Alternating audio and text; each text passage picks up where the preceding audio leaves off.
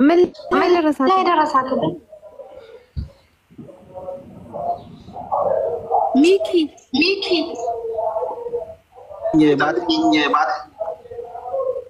ባር ሚውት አድርገው እባክህ በጣም ያስተጋባል ድምጽክ ምን አልክ ሚኪ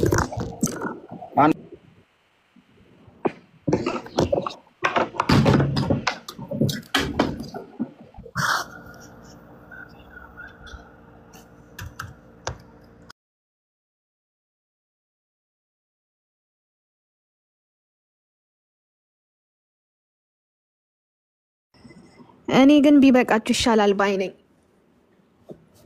እኔ ሚኪ በጣም ገርመኛል በእውነቱ ከሆነ እኔ ስንት አመት ሙሉ ክርስቲያኖን ያልሰማሁት አብርሃም ሲኦል ነው ኧረ ተው ሚኪ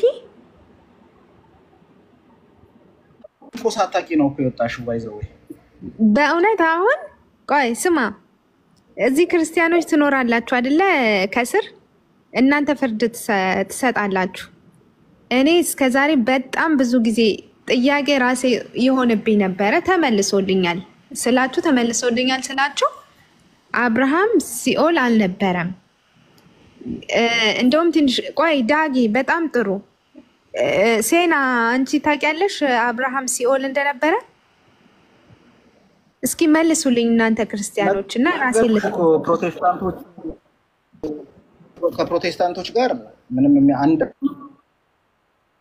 አይነት ቤተ እምነት አይደለንም እነሱ የራሳቸው 15ኛው ክፍለ ዘመን ጀምሮ ያመጡት እምነት አለ እሺ በቤተ ክርስቲያን ፕሮቴስታንት አይመለከታቸውም በጥንታውያን ቤተ ክርስቲያን በካቶሊክ በኢስተርንና በኦሪየንታል ቸርች ግን የሚታመነው ይሄው ነው አብርሃም ሲኦል ነበረ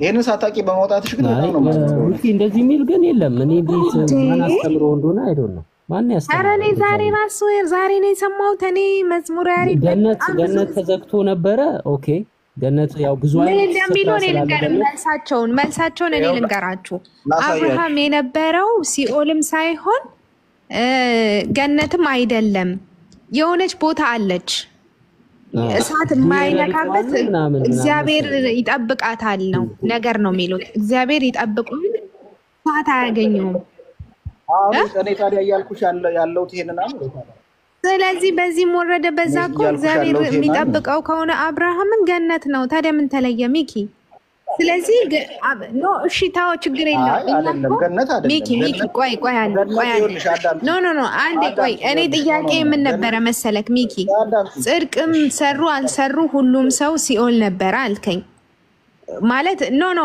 ሲኦል ብቻ ሳይሆን ሟች ነው በስጋም በነፍስም ሟች ነው አልከኝ መጽሐፍ ቅዱስ ደግሞ እንደሚለው ከሆነ ኃጢአተኛው አብርሃምም ደግሞ ጻድቁም ነበሩ ከዛ ማስረጃው ምንድነው እንደውም ሲኦል የነበረው አብርሃምን ምልጃ እየጠየቀው ነበረ ያ ሰው በስጋም በነፍስም አልሞተም ማለት ነው ማለት አልገባኝም የምሬን ነው ታው ገነት ሲኦል ነበሩን ታውና ግን ነበሩ አሁን ወደ እውነታው መተሻል በጣም አሪፍ ምንድነው አብርሃም በስቃይ ውስጥ ነበረ እየተባለ አይደለም የአብርሃም እቅፍ ራሱ ከስቃይ የሚያስመልጥ ነው በሲኦል ያሉትን ነፍሳት በሲኦል ካለው ስቃይ የሚጠብቅ ነው እሺ ስለዚህ የአብርሃም እቅፍ ለምንድነው የምትለኝ ሰው በብሉይ ኪዳን ጊዜ በነፍስም በስጋም ይሞታል ለምን ትለኛለህ አይ ግን ቆይ ሲኦል ሆኖ ሰላማዊ ቦታ እኮ በስፒሪት አይ ሲኦል ሆኖ ሰላማዊ ቦታ ላውራ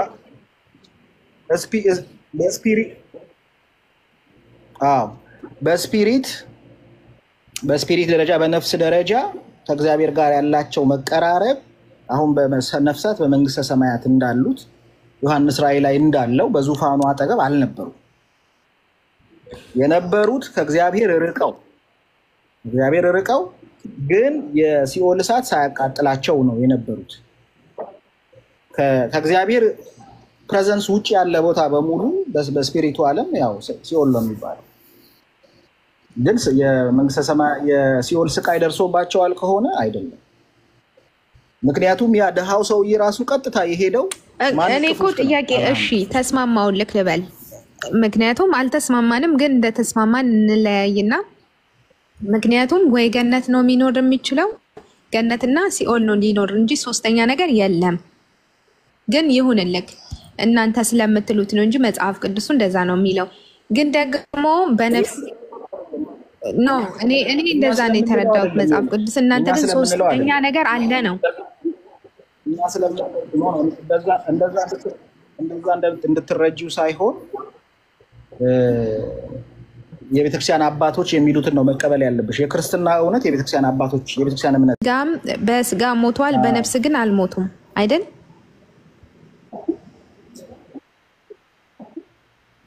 በነፍስ መሞት ማለት ከእግዚአብሔር መለየት ማለት ነው። ቀደም አብርሃም አልተለየም። ሲኦል ከገባ ተለይቷል። አንድ ሰው ኃጢአት ሰርቶ ከፈጣሪው ከተለየ ማለት ሲኦል ከገባ ከፈጣሪው ተለይቷል እንበል። ግን አሁን በስጋ ግን ማለት በነፍስ ግን አሉ አይደል?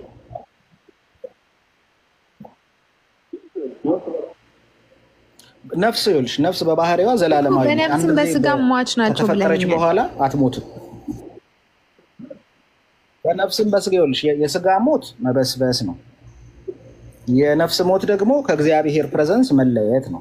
ስለዚህ አሁን እኮ ነው ሚኪ ምንድነው የተለወጠው? አሁንም እኮ አንድ ሰው በአዲስ ኪዳን ማለት አንድ ሰው ስጋው ትበሰብሳለች፣ ነፍሱ ግን ያው ትሆናለች። መልካም የሰሩት ከዛ ወደ ገነት ወደ ሲኦል ነው የሚሄዱት። በፊትም እንደዛው ነበር። አዎ የክርስቶስ ሞት ምን ቀየረ ነው? የክርስቶስ ሞት ምን ቀየረ ነው? አሁን ጥሩ ጥያቄ ጠይቀሻል። የክርስቶስ ሞት የቀየረው ነገር ምን መሰለሽ? አሁን እግዚአብሔር በእኛ ቤተክርስቲያናችን እምነት የእግዚአብሔር እያንዳንዷ ነገር ዘላለማዊ ነች። ለምሳሌ ለአዳም ሞትን ትሞታለህ ብሎ ፈረደበት። ሞትን ትሞታለህ ብሎ የፈረደበት ፍርድ ዘላለማዊ ፍርድ ነው ባይዘው እንጂ ከሆነ ጊዜ በኋላ የሚሻር አይደለም። ምክንያቱም እግዚአብሔር የተናገረውን የማያጥፍ ስለሆነ ማለት ነው። ስለዚህ ኢየሱስ ክርስቶስም ብሎታል፣ በዓለም ሳላችሁ መከራ አለባችሁ ብሏል። እሱም እኮ ተንከራቶ ተገርፎ ተሰቃይቶ ነው የሞተው እኮ ስለኛም ቢሆን ማለት ነው። ስለዚህ እግዚአብሔር የተናገራት ነገር ሁል ጊዜ ትጸናለች። ስለዚህ እኛ አሁን ከአዳም ተወልደናል። ስለዚህ በዚህ ለአዳም በተሰጠው ምድር ላይ ወይም ደግሞ ለአዳም የሾህና ሜኬላ ታብቅልብህ በተባለችው ምድር ላይ ነው የምንኖረው። የቺ ሾህና ሜኬላ ታብቅልብህ የተባለችው እርግማን አለች፣ ማንም ሊያጥፋት አይችልም። በዚህ በኩል ግን አዲስ የምህረት መንገድ ተዘጋጀልን በክርስቶስ። ምንድነው ራሱ ሐዋርያው ጳውሎስ ያለው? እቺን ልጨርስልሽ። ማንም በክርስቶስ ቢሆን ምንድነው አለ? አዲስ ፍጥረት ነው አለ። ስለዚህ አንቺ አሮጌውን አዳም ትተሽ አዲሱን አዳም ክርስቶስ ስትሆኚ በክርስቶስ ጽድቅ ስትጸድቂ ዳሪያ ሰላም በኋላ ላይ አስቆመው ነው በመንግስተ ሰማይ ይቅርታ። እሺ ይቅርታ። አይ መጽሐፍ ቅዱስ እሱ እንደሚለው አይልም። መጽሐፍ ቅዱስ ይቅርታ። እሺ ሁላችሁም አፉ በሉኝና መጽሐፍ ቅዱስ እሱ እንደሚለው አይልም።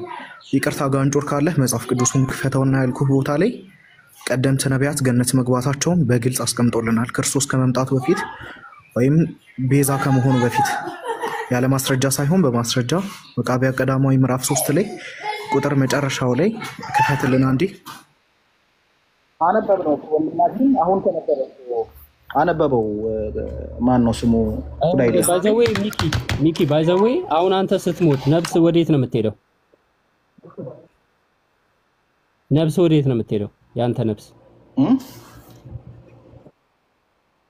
ማለት it depends ወደ ኢየሱስ እቅፍ ነው የሚሄደው ወይስ ወደ አብርሃም እቅፍ? depends እንደ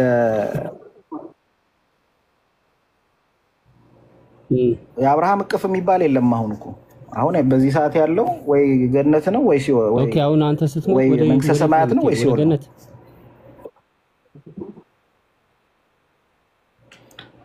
እሱ እንደ እምነቴን እንዳጠባበቄ እስከ መጨረሻው የሚጸና እሱ ይድናል ነው የሚለው። በኢየሱስ አምናል ነፍስ ገነት ነው የምትገባው ወይስ መንግስተ ሰማያት? ወደ ገነት ነው የሚሄደው። ገነት አገባም ማለት ነው። መንግስተ ሰማያት ነው የሚገባው። አይከፋም። እዛም እዚህ ሜዳ ስራ ዞሮ ስራ ነው የምትፈልገው። ቆይ አንድ ጊዜ ማለሽ እኮ ገነት ማለት አትገባም፣ መንግስተ ሰማይ ነው የምትገባው። ክርስቶስ አሁን አንተ ክርስቲያን ነህ፣ ኢየሱስ አምነሃል፣ ሞትክ። ነፍስህ ወዴት ነው የምትገባው?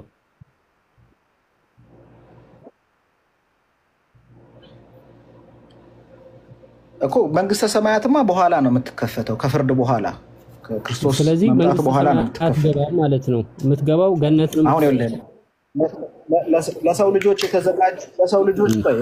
ልጆች የተዘጋጁ 4 ቦታዎች አሉ። ሲኦል፣ ገነት፣ ገሃነመ እሳትና መንግስተ ሰማያት የሚባሉ ቦታዎች አሉ። አሁን ሰው በጊዜያዊነት እስከ ፍርድ ቀን ድረስ ሰው የሚገባው ወይ ሲኦል ነው ወይ ገነት። እንደዛ ከሆነ አሁን የገነት መከፈት ወር ገነት ተከፈተ የምትለው አሁን አንተ ኢየሱስ ከፍቶታል ገነት ብለህ ታምናለህ።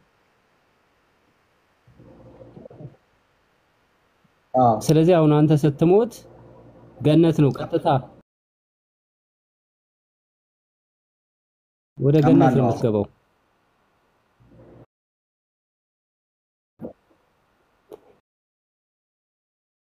እንደገና ደግሞ ሃይማኖቴን ከጠበቅኩኝ በፊት የነበሩት ነፍሳቶች በሲኦልና በጊዜያዊ ቦታ ላይ ነበሩ።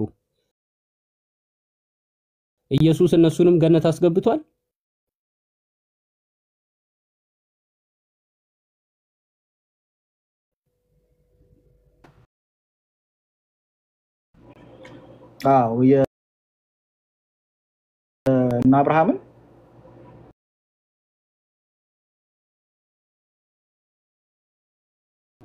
እና አብርሃምን ብቻ ነው ያስገባው፣ ሌሎቹን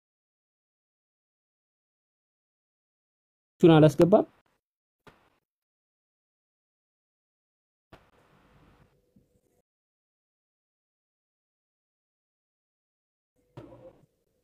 አሁን እኔ እንደ እምነት ብዬ የሚይዘው እኔ በሲኦል የነበሩ ነፍሳት በሙሉ ምህረት ተደርጎላቸዋል ብዬ ነው የማምነው።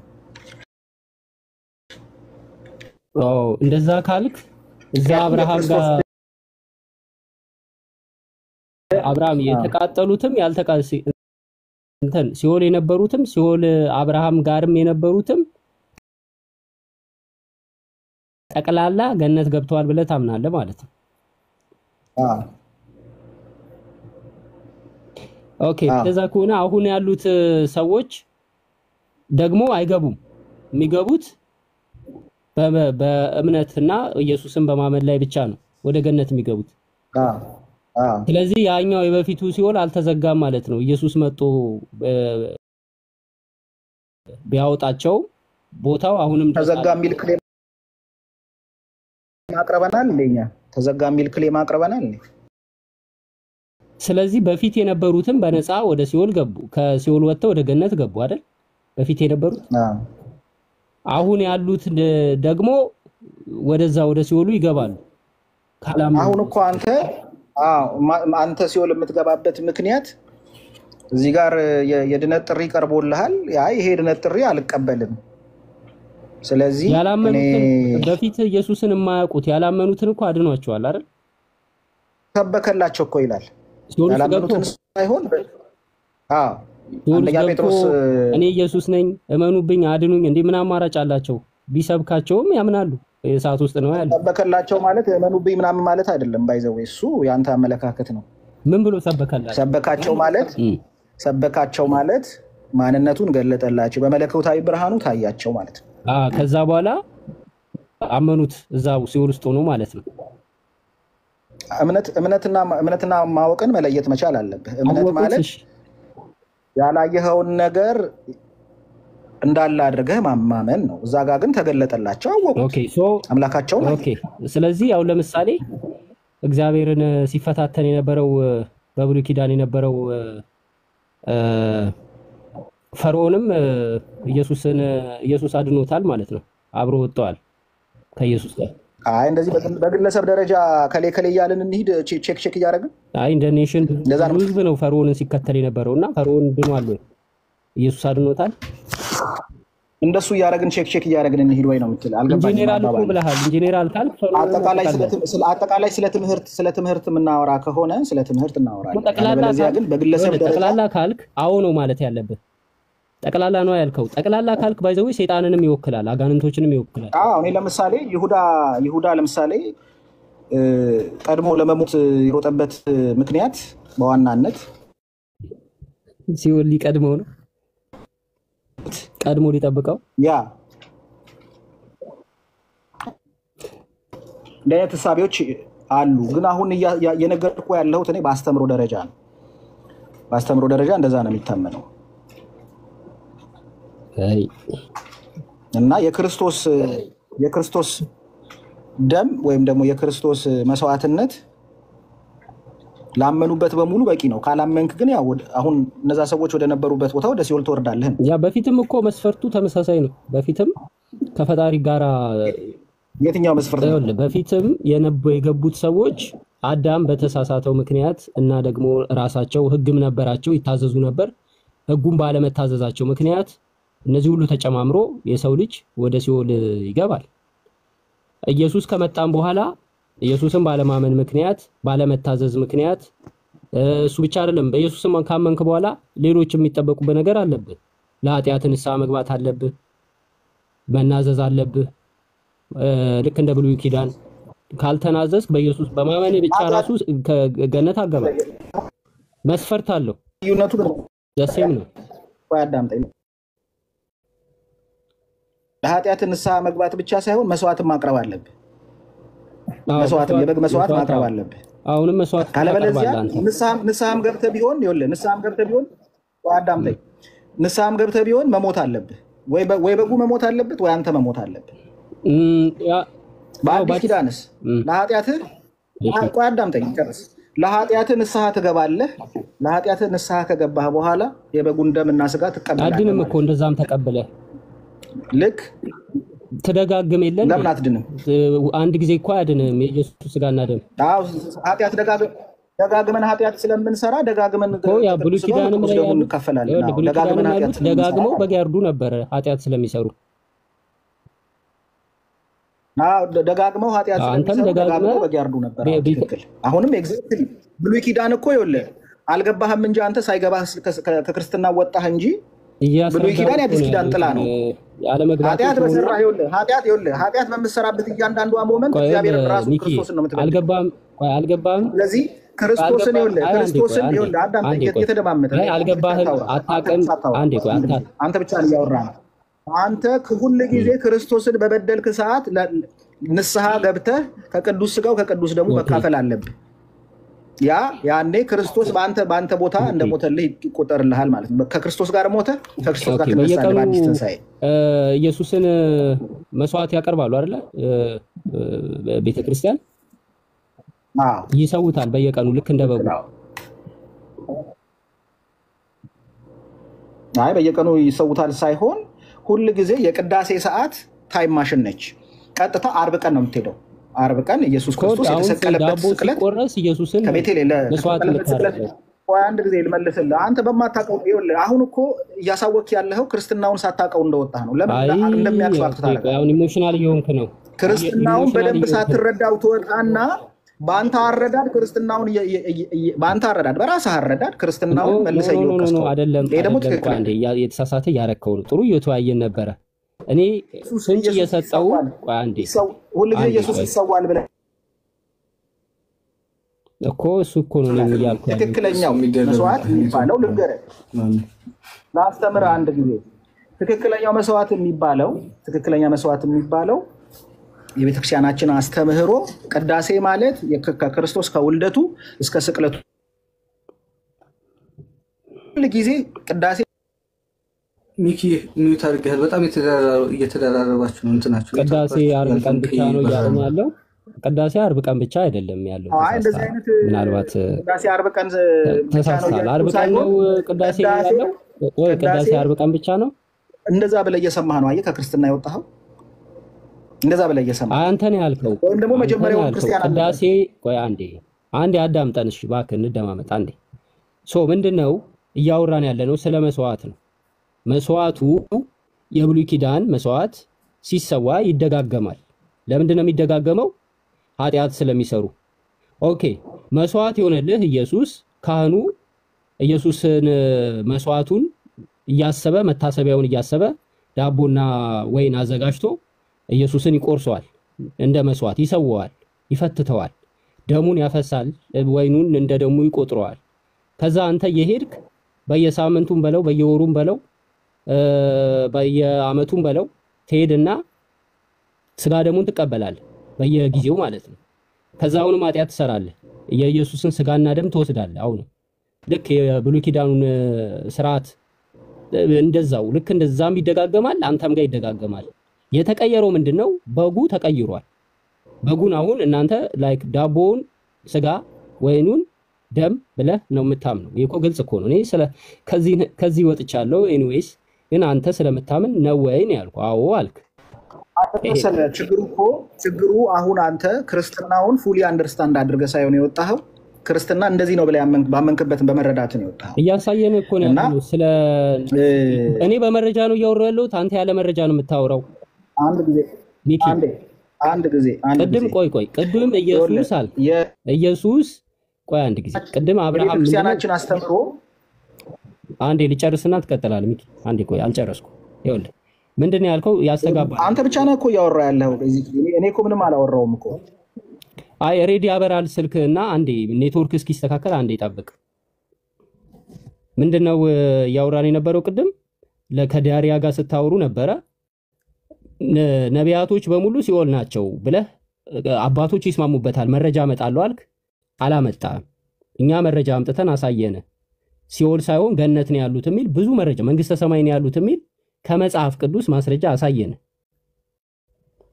አንተ ግን አንድም ማስረጃ ማምጣት አልቻልክም፣ ደግሞ አታመጣም። በእርግጠኝነት አንድም አባት ነቢያቶች ሲኦል ናቸው እነ አብርሃም እነ ዳዊት እነ ሰለሞን እነ አጠቃላይ እነ ሙሴ ሁሉም ሲኦል ናቸው የሚል አንድ የመጽሐፍ ቅዱስ ማብራሪያ ኮሜንተሪ የለም። ማምጣት አትችልም። እሱን ካመጣ በኋላ በመረጃ ሳታውቁ ነው በልና ከሰሰን። አታውቅም በለኝ፣ ደስ ይለኛል። እኔ ግን እያሳየው ነበርና መረጃ ካለ አሳይ። ጨርሻለሁ። ሚኪ ከዋይፋይ ከራክ ደግሞ ቀረብ በል። በጣም አሁን ተበላሸ። መጀመሪያ ላይ በጣም ምርጥ ነበር ኔትወርክ፣ ያስቸገረኝ ነበረ። ሶሪ። ስለዚህ ምንድነው እየተባለ የነበረው? አሁን ወደ ሌላ ርዕስ ዞረ፣ ወደማያዋጣው ርዕስ ስለገባ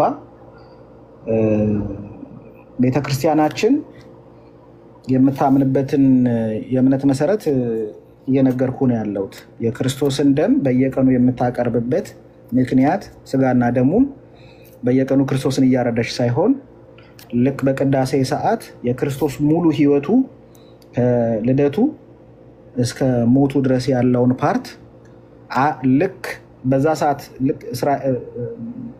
አዳት ሞመንት በዛ ቦታ ላይ ተገኝተን እንደምናደርገው ሆነን ነው የሚደረገው ማለት ነው። ስለዚህ ልክ ክርስቶስ መስዋዕትነት የሚያደርጉትን አያውቁምና ይቅር በላቸው ብሎ ራሱን ስለኛ አሳልፎ ለሰጠበት ሞመንት ድረስ ቅዳሴው ይደግመዋል ማለት ነው። ስለዚህ ማንም ከዛ ቅዳሴ የሚካፈል በሙሉ ያ በዛ በዕለተ ዓርብ የተሰጠውን ምህረት ይቀበላል፣ ፍትህ ያገኛል ማለት ነው ለኃጢአቱ። ስለዚህ ስጋውንም ደሙንም በመውሰድ ዘላለማዊ ህይወትን ይቀዳጃል ማለት ነው። መልሶ ደግሞ ኃጢአት ሲሰራ እንደዚህ ያደርጋል። ምክንያቱም ደካማ ነንና ኃጢአትን ስለምናደርግ ማለት ነው። ስለዚህ የቅዱስ ቁርባኑና የስጋና ደሙ ቴዎሎጂ ይሄ ነው። ይሄ ሙሉ ለሙሉ የቤተክርስቲያን አባቶች የሚስማሙበት ነው። ቤተክርስቲያን አባቶች የሚስማሙበት ሙሉ ለሙሉ ቤተክርስቲያን የምታስተምረው ትምህርቷ ይሄ ነው። አንተ ግን በብሉይ ኪዳን ጊዜ ቶራው ኃጢአት ለሚሰራ ሰው መስዋዕት አቅርብ ይላል። ለምን ደግሞ አታቀርበው? አንተ ክርስቶስ ለኔስ ክርስቶስ አለልኝ፣ አንተ ያንተ መስዋዕት የት አለ? ወይስ እግዚአብሔር ለሙሴ የሰጠውን ህግ ሐሳቡን ቀይሮ ተወው? ይሄንን ትመልስልኛለህ? አይዘዌ አንድም ኤኒዌይስ ችግር የለውም። ወደ መልሱ ትገባለህ። እኔ ማስረጃ ለጠየቀኝ ነገር ማስረጃ እያዘጋጀው ነው። ሶሪ ለጠየቀኝ አይ መቼም አትሳይም። አቀርባለሁ እኔ አቀርባለሁ፣ ችግር የለውም እሱ። ኦኬ አንተ ግን አሁን ለጠየቁ ጥያቄ መልስ ስጠኝ እስኪ። አሁን ሲጀመር ኦኬ ሰማኝ፣ አዳምጠኝ። ሙሴ ላይ እግዚአብሔር ራሱ ሕዝቅኤል ላይ ኃጢአትን የምትሰራ ነፍስ ትሞታለች ይላል። ስለዚህ አንተ የምትሞተውን ሞት በግ አቅርበህ በጉን አርደህ በአንተ ፋንታ ይሞት ነበር። በጣም የተሳሳተ መረዳትን ያለ። በመጀመሪያ በግ የሚሰዋው ለምንድን ነው? የብሉይ ኪዳን በግ ስርዓት መጀመሪያ ከበግ ስርዓት የሚቀድመው ንስሐ ነው የሚቀድመው። በጉ ምንም ከንስሐ አይበልጥም። በጉ ካንተ ከምትናገረው ንዛዜ የሚታረደው በግ አይበልጥም። የሚታረደው በግ ለተረሳ ኃጢአት ነው። ለማታቀው ለረሳኸው እንደ ማስተሰሪያ ሆኖ መስዋዕት ተደርጎ ይቀርባል እንጂ ዋናው መስዋዕት የሚባለው ቃል ነው። የምትናገረው ንግግር፣ ምህረት የምትጠይቀው፣ የምትናዘዘው ንዛዜ በዛ ሰዓት ለነበሩት ካህናቶች በእስራኤል ልማድ የሚናዘዙት ንዛዜ እሱ ነው የሚያድነው። ዋናው አዳኙ እሱ ነው። ዋናው አዳኝ እሱ በግ አይደለም። ዋናው አዳኝ ንዛዜው ነው። ዋናው አዳኝ በግ የሚባለው ይኸውልህ ለጥቃቅን ኃጢአቶች፣ ለማታቃቸው ጭራሹ ለረሳቸው ነገሮች ለሱ እንደ ማስተሰሪያ ሆኖ ነው የሚቀርበው። አየህ አሁን ችግር ይሄ ነው። አየህ አሁን አለማወቅህን በግልጥ ፍጥጥ አድርጋ አወጣኸው። አሁን አየህ በቤተክርስቲያን በብሉይ ኪዳን ኃጢአት በሁለት ይከፈላል። አሁን እያልክ ያለው ራሱ ምንም ሜክ ሴንስ የማያደርግ ነገር ነው። ላላሰብከው ኃጢአት አስበህ ላልሰራኸው ኃጢአት እግዚአብሔር የደም መስዋዕት እያስከፈለ፣ ምክንያቱም ያንን የደም መስዋዕት ባታቀርብ ሞትን ስለሚገባ የደም መስዋዕት እያስከፈለ አውቀህ እናትህን ለገደልከው ወይም ደግሞ የእግዚአብሔርን ስም ላበላሽኸው አላህ ሶሪ በሶሪ ብቻ ያልፈኛል። ይሄ በዓለም ላይ ተሰምቶ የማይታወቅ ሎጂክ ነው። በዓለም ላይ ተሰምቶ የማይታወቅ ሎጂክ። ለትንንሽ ኃጢአት የደም መስዋዕት ማቅረብ አለብህ። ለትልልቅ ኃጢአት ሰው ለገደልኩበት የእግዚአብሔርን ስም ላጠፋሁበት ሶሪ አላህ አይሰራም። ይሄ እሱ ንዛዜ ነው። ንስሐ ቆይ አላወቅኩም። በማስረጃ ቆይ አንዴ በማስረጃ እናውራ። በማስረጃ ኦኬ፣ እንደዚህ እናድርግ። አንተ በብሉይ ኪዳን የሚቀርበው ስርዓት ለሚሰሩት ኃጢአት ነው ወይስ ለማይሰሩት? ነገርኩህ እኮ እየነገርኩ ያለሁት። አሁንም በደንብ ስማኝ። መስዋዕቱ ለሚሰሩት ኃጢአት ነው ወይስ ለማይሰሩት? አዳምጠኝ። በብሉይ ኪዳን አውቀህ ለሰራኸው ኃጢአት ንስሐ ተቀባይነት የለውም፣ ትገደላለህ። አውጥተው በድንጋይ ወግረው ይገሉሃል። ላላወቅከው ኃጢአት ይኸውልህ፣ አዳምጠኝ። ላላወቅከው ኃጢአት ለትንሿ ሳታውቅ በድፍረት ሳታውቅ በስተት ለሰራኸው ኃጢአት እንዳትሞት የእግዚአብሔር መቅሰፍት በአንተ ላይ እንዳያድር፣ ምክንያቱም ኃጢአትን የምትሰራ ነፍስ ትሞታለች ስለሚል ሳታውቅ ለሰራኸው ኃጢአት የበጉን መስዋዕት ታቀርባለህ። ለምን? እግዚአብሔር እንዳይገልህ።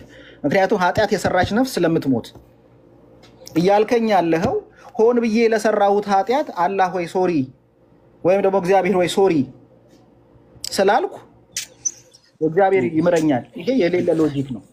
ሚኪ ሰላም ነው ይችላል። ያጽያቱን ኢየሱስ ክርስቶስ የሞተልህ ሞት የትኛውንም ኃጢአት ግን በእግዚአብሔር ምሕረት ካሳ የሆነ ነው። እሺ ሚኪ ሰላም ነው፣ እንዴት ነህ? ተቀያሪ መጣህ? አይ ፖዞ ነው አለሱና ችግር የለውም። አንደኛ ማስረጃ ስላለ እስከዛ ማስረጃ ይላቀርብ አባቶች የሚሉትን አይ በመጀመሪያ አንድ የተሳሳተ ነገር ስላለ ማስተካከል ስላለብኝ ነው በማለት ገባሁ። አንደኛ በጣም ጥሩ። አንተ ተውራት ብለህ አላህ ሐሳቡን ቀይሮ ነው ምናምን ያልከውን ነገር አንተ ተውራት ብለህ ያወራ ያለኸው አሁን በእናንተ እጅ ላይ ስላለው መጽሐፍ ነው። እኛ ደግሞ ተውራት የምንለው ለሙሳ አለይሂ ሰላም የተሰጠው አንድ መጽሐፍ ነው እንጂ አንተ ከፋፍለህ ወይም ደግሞ እናንተ እጅ ያለው ተከፋፍሎ ኦሪት ዘፍጥረት ኦሪት ምናምን አይልም። ቁርአን አንድ መጽሐፍ እንደሰጠው ለሙሳ አንድ መጽሐፍ እንደሰጠው ነው እንጂ የሚነግረን 5 መጽሐፍ እንደሰጠው ወይም ደግሞ ሙሴ ራሱ እንደጻፈው አይነግረንም። ስለዚህ በመጀመሪያ ደረጃ እንደዚህ አይነት አርጊውመንት ስትሰራ የጋራ አርጊውመንት ላይ ነው። አሁን አንተ ራስ በምታምነው አርጊውመንት እኛን እየከሰስከን ነው። ይሄ ደግሞ ባይዘው ከታች ሆናችሁ ከክርስትና ያስወጣል ምናምን እያላችሁ የምትጽፉ ሰዎች ትምህርታችሁ በጣም ነው የተመታው ዛሬ እና ዮኒ ትግራዋይ እኔ ካንተ ጋር ማውራት ፈልጋለሁ በተለይ ከዮኒ ትግራዋይ ጋርና ቆይ ታውራለህ አሁን አይ ቆይ አንድ ጊዜ ባታል ብናወራ ደስ ይለኛል አንድ ጊዜ ብጨምቀህ ችግር የለውም ሚኪ እና እሺ አንድ ጥያቄ እሺ አንድ ጥያቄ ማውራት ፈልጋለሁ እሺ ግቢ ዳሪያ አንድ ጥያቄ ግን ከተቀበለኝ ቁርባን ዙሪያ ጥያቄ ነበረኝና ምናልባት ግን አንቺ ከከፈሽ ማለት ፈቃደኛ ከሆነ የሚመጣው ለ10 ደቂቃ ነበረ ብሎኝ የገባውና ችግር የለም ያለው እኔ እንደውም ላንቺ ብዬ ነው 10 ደቂቃ ያልኩት እንጂ ጥያቄያችሁን ለመመለስ ዝግጁ ነኝ በምችለው አቅም። ቴንክ ዩ እንትን ማለት አንድ መጀመሪያ በቁርባን ዙሪያ ነው የምጠይቀው ግን ከዛ በፊት ማወቅ የምፈልገው ነገር አለ ማለት ብዙ ጊዜ ስለምትለው የክርስቶስ ስጋው ፍጡር ነው። ስለዚህ ይህ ፍጡር ስጋ መለኮትን ሲዋሃድ አምላክነቱን ገንዘብ አደረገ ብላችሁ ነው የምታምኑት አይደል? ወደ ሱርስ አንገባም ይሄን እንጨርስ መጀመሪያ። አይ አንገባም ቁርባን ላይ ነው ጥያቄ ግን ይሄን ኮንሴፕት ለማወቅ ፈልጌ ይሄን ርዕስ እንጨርስ። እሱን እዚህ ርዕስ ላይ ስለ ቁርባን ነው የምጠይቅህ። ይሄን ግን ጄነራል ኮንሴፕት ለማወቅ ፈልጌ ነው ነው። እሱ በሌላ ቀን ከፍ ያለ ቴዎሎጂ ስለሆነ እሺ በቃ እሺ ቁርባን ላይ ህብስትና ወይኑ አለ። ህብስቱ እንትን ልክ እንትን ሲባል ምን ወደ ምን ይቀየራል ሲባል ሰምቻለሁ በኦርቶዶክሶች ማለት ነው። መለኮት የተዋሃደው ነፍስ የተለየው ይሆናል ብላችሁ ታምናላችሁ? ምን አልከኝ? ህብስቱ ሚስጥረ ቁርባን ላይ ቁርባን ሲቀርብ ያ የሚቀርበው የክርስቶስ ስጋ ይህ ስጋዬ ነው ይህ ደግሞ ደሜ ነው ብሎ ያን ደሙንና ስጋውን አሁን በህብስትና በወይን አለ። ያ ህብስቱ መለኮት የተዋሃደው በቁርባን ሰዓት ላይ ማለት እንትን ምናልባት ከተሳሳትኩት አርመኛለሁ። መለኮት የተዋሃደው ነፍስ ግን የተለየው ይሆናል ብላችሁ ታምናላችሁ አይደል? አዎ እንደዛ ነው ምናምን። በጣም ጥሩ። መለኮት ከተዋሃደው መለኮታዊ ባህሪን ገንዘቡ ያደርጋል ወይስ አያደርግም? መለኮታዊ ባህሪን ገንዘቡ ያደርጋል ማለት ነው። ልክ የተዋሃደው ካልኩ በኋላ መለኮታዊ ባህሪን ገንዘብ ያደርጋል ማለት ምን አይነት ጥያቄ ነው?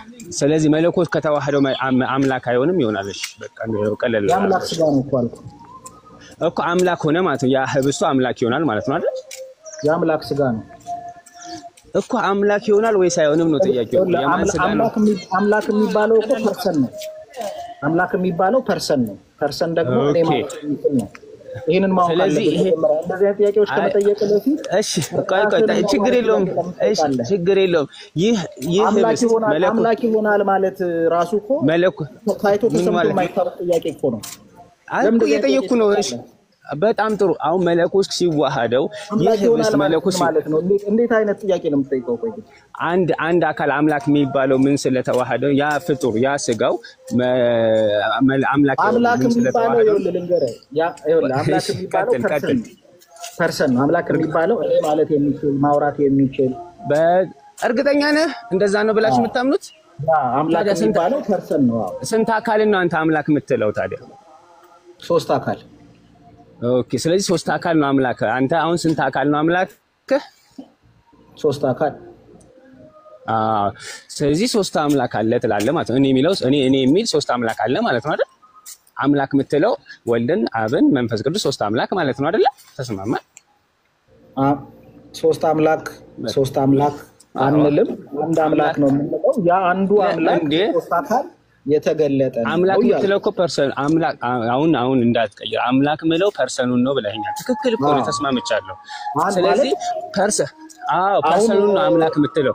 ሐሳብ እንዳትቀይር። አሁን ከቁርባን ለመሸሽ ብለህ ፐርሰን አመጣህ። አዳምጠኝ፣ እንደፈለኩ ቀያይራለሁ ሐሳቤ እንዲያስረዳልኝ ምንም ችግር የለውም። አይ አሁን አምላክ የምትለው ፐርሰን ነው አይደለ? እዚህ ላይ እንስማማ። አዳምጠኝ፣ ተረጋጋ። እሺ ቀጥል። መልሱ ሁሉ ቀላል ስለሆነልህ እውነት ላይ ደርሰሃል ማለት አይደለም። አሁን እንደ እስልምና ችግር የለውም የእስልምናን አላህ አንድ ነው ትጠይቀኛለህ ብቻ እረፍት ይገኛል ብለህ የምታስብ ከሆነ ያ እሺ ጥያቄ እሱ ችግር የለውም ትጠይቀኛለህ። እስልምናን ትጠይቀኛለህ ሚኪዬ። አሁን አንተ ምን አልከኝ መሰለህ? አምላክ ምንድነው ልመልስ እኮ እስልምናው ላይ ትጠይቀኛለሽ። መልስ ምንድነው የጠየቅኩህ? እሺ መልስ አቋርጠኝ ከሆነማ መግባባት አንችልም። መጀመሪያ ቀላል መልስ በሙሉ ትክክል አይደለም። ይሄንን መገንዘብ አለባችሁ ሁላችሁ። በቃ አላህ አንድ ነው፣ እኛ ሌላ ጣጣ ውስጥ አንገባም አይደለም። እግዚአብሔር ራሱ በመጣበት መልኩ ይሄ ነው መልስ አይደለም። አልጨረስኩም። አንድ ደቂቃ ትሰጠኛለህ እኮ መልሳ። ታዲያ ችግር የለውም የመለስኩልህ ነው በደንብ አድርጌ። ምን አገናኘው ታዲያ ይሄ ጥያቄ ካላህ ጋር? አዳምጠኝ በደምብ ነው ማስረዳ ባይዘው እስኪ ገባ ድረስ እኮ ችግር የለውም ማስረዳኝ። እሱ መልስ ብቻ አዳምጠኝ። ሚዩት አድርገው እስኪ አንድ ጊዜ እሺ። አንድ እኔ ላይ ለምሳሌ የእግዚአብሔር መንፈስ በእኔ ላይ ቢወርድ እና የእግዚአብሔርን ቃል ብናገር እኔ አምላክ ሆንኩኝ ማለት አይደለም። አዳምጠኝ አሁን አንተ አዳምጠኝ ፕሊዝ። ቅዱስ ሥጋው ቅዱስ ደሙ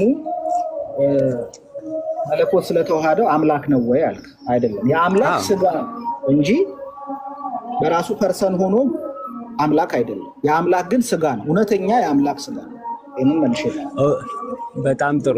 ያ ሥጋው መለኮቱን ስለተዋሃደ አይደለ? በኢንካርኔሽን አይደለ? የአምላክን ስለተዋሃደ መለኮቱን ስለተዋሃደ አይደለ? አምላክ ወይም ደግሞ አምላክነትን ገንዘብ አደረገ የምትሉት እኮ ለዛ ነው መጀመሪያ የጠየቁ። ምክንያቱም ያ ሥጋ ፍጡር ነው። ሥጋ በባህሪው ፍጡር ነው። የክርስቶስ ሥጋ ፍጡር ነው። ያ ሥጋ ግን በኢንካርኔሽን ጊዜ ምን ሆነ ትላላችሁ? አምላክ ሆነ። አምላክ ሰው ሆነ፣ ሰው ደግሞ አምላክ ሆነ ነው የምትሉት አይደለ? መጀመሪያ አምላክ ሰው ሆነ፣ በዚህም ደግሞ የአምላክን ባህሪ ገንዘቡ ስላደረገ ሥጋ ደግሞ አምላክ ሆነ። ስለዚህ ያ ሥጋ አምላክ ሆነ። ይህም አሁን አንተ መለኮት የተዋሃደው ሥጋ አምላክ አይደለም ካል አምላክ ሆኗል አትበል። ማነው ሰውዬ ማለት እንደሚያቀያው እየጠየቅኩ ነው። እኔ እንደማቀናወረው እኔ ጥያቄ ሆነ ድምዳሜ ላይ አትድረሳ። እሺ በጣም ጥሩ። የክርስቶስ ሥጋ አምላክ ሰው ሆነ፣ ሰው አምላክ ሆነ ብለህ ታምናለህ አታምንም? ሥጋ የአምላክን ባህሪ ገንዘቡ አድርጓል ወይስ አላደረገም? አምላክ ሰው ሆነ፣ ሰው አምላክ ሆነ አይደለ? አምላክ ሆነ። ያ የሰውየው በምን ያለመለወጥ እኔ አሁን ስለመለስ በተዋህዶ ስለከበር አይደለ? አምላክ የሆነው ጋር ማውራት አልችልም ከሌሎቹ ጋር እየተሰጣጣ አየህ አይደለም። አሁን አንተ እየሰማሁ ነው። እውነት ለመናገር እድል ሰጥቻለሁ ሚኪ። እሺ ሚኪ፣ እኔ እድል ሰጥቻለሁ። እሺ ሚኪ፣ ይኸውልህ ከዮኒ ጋር ማውራት ደስ ይለኛል።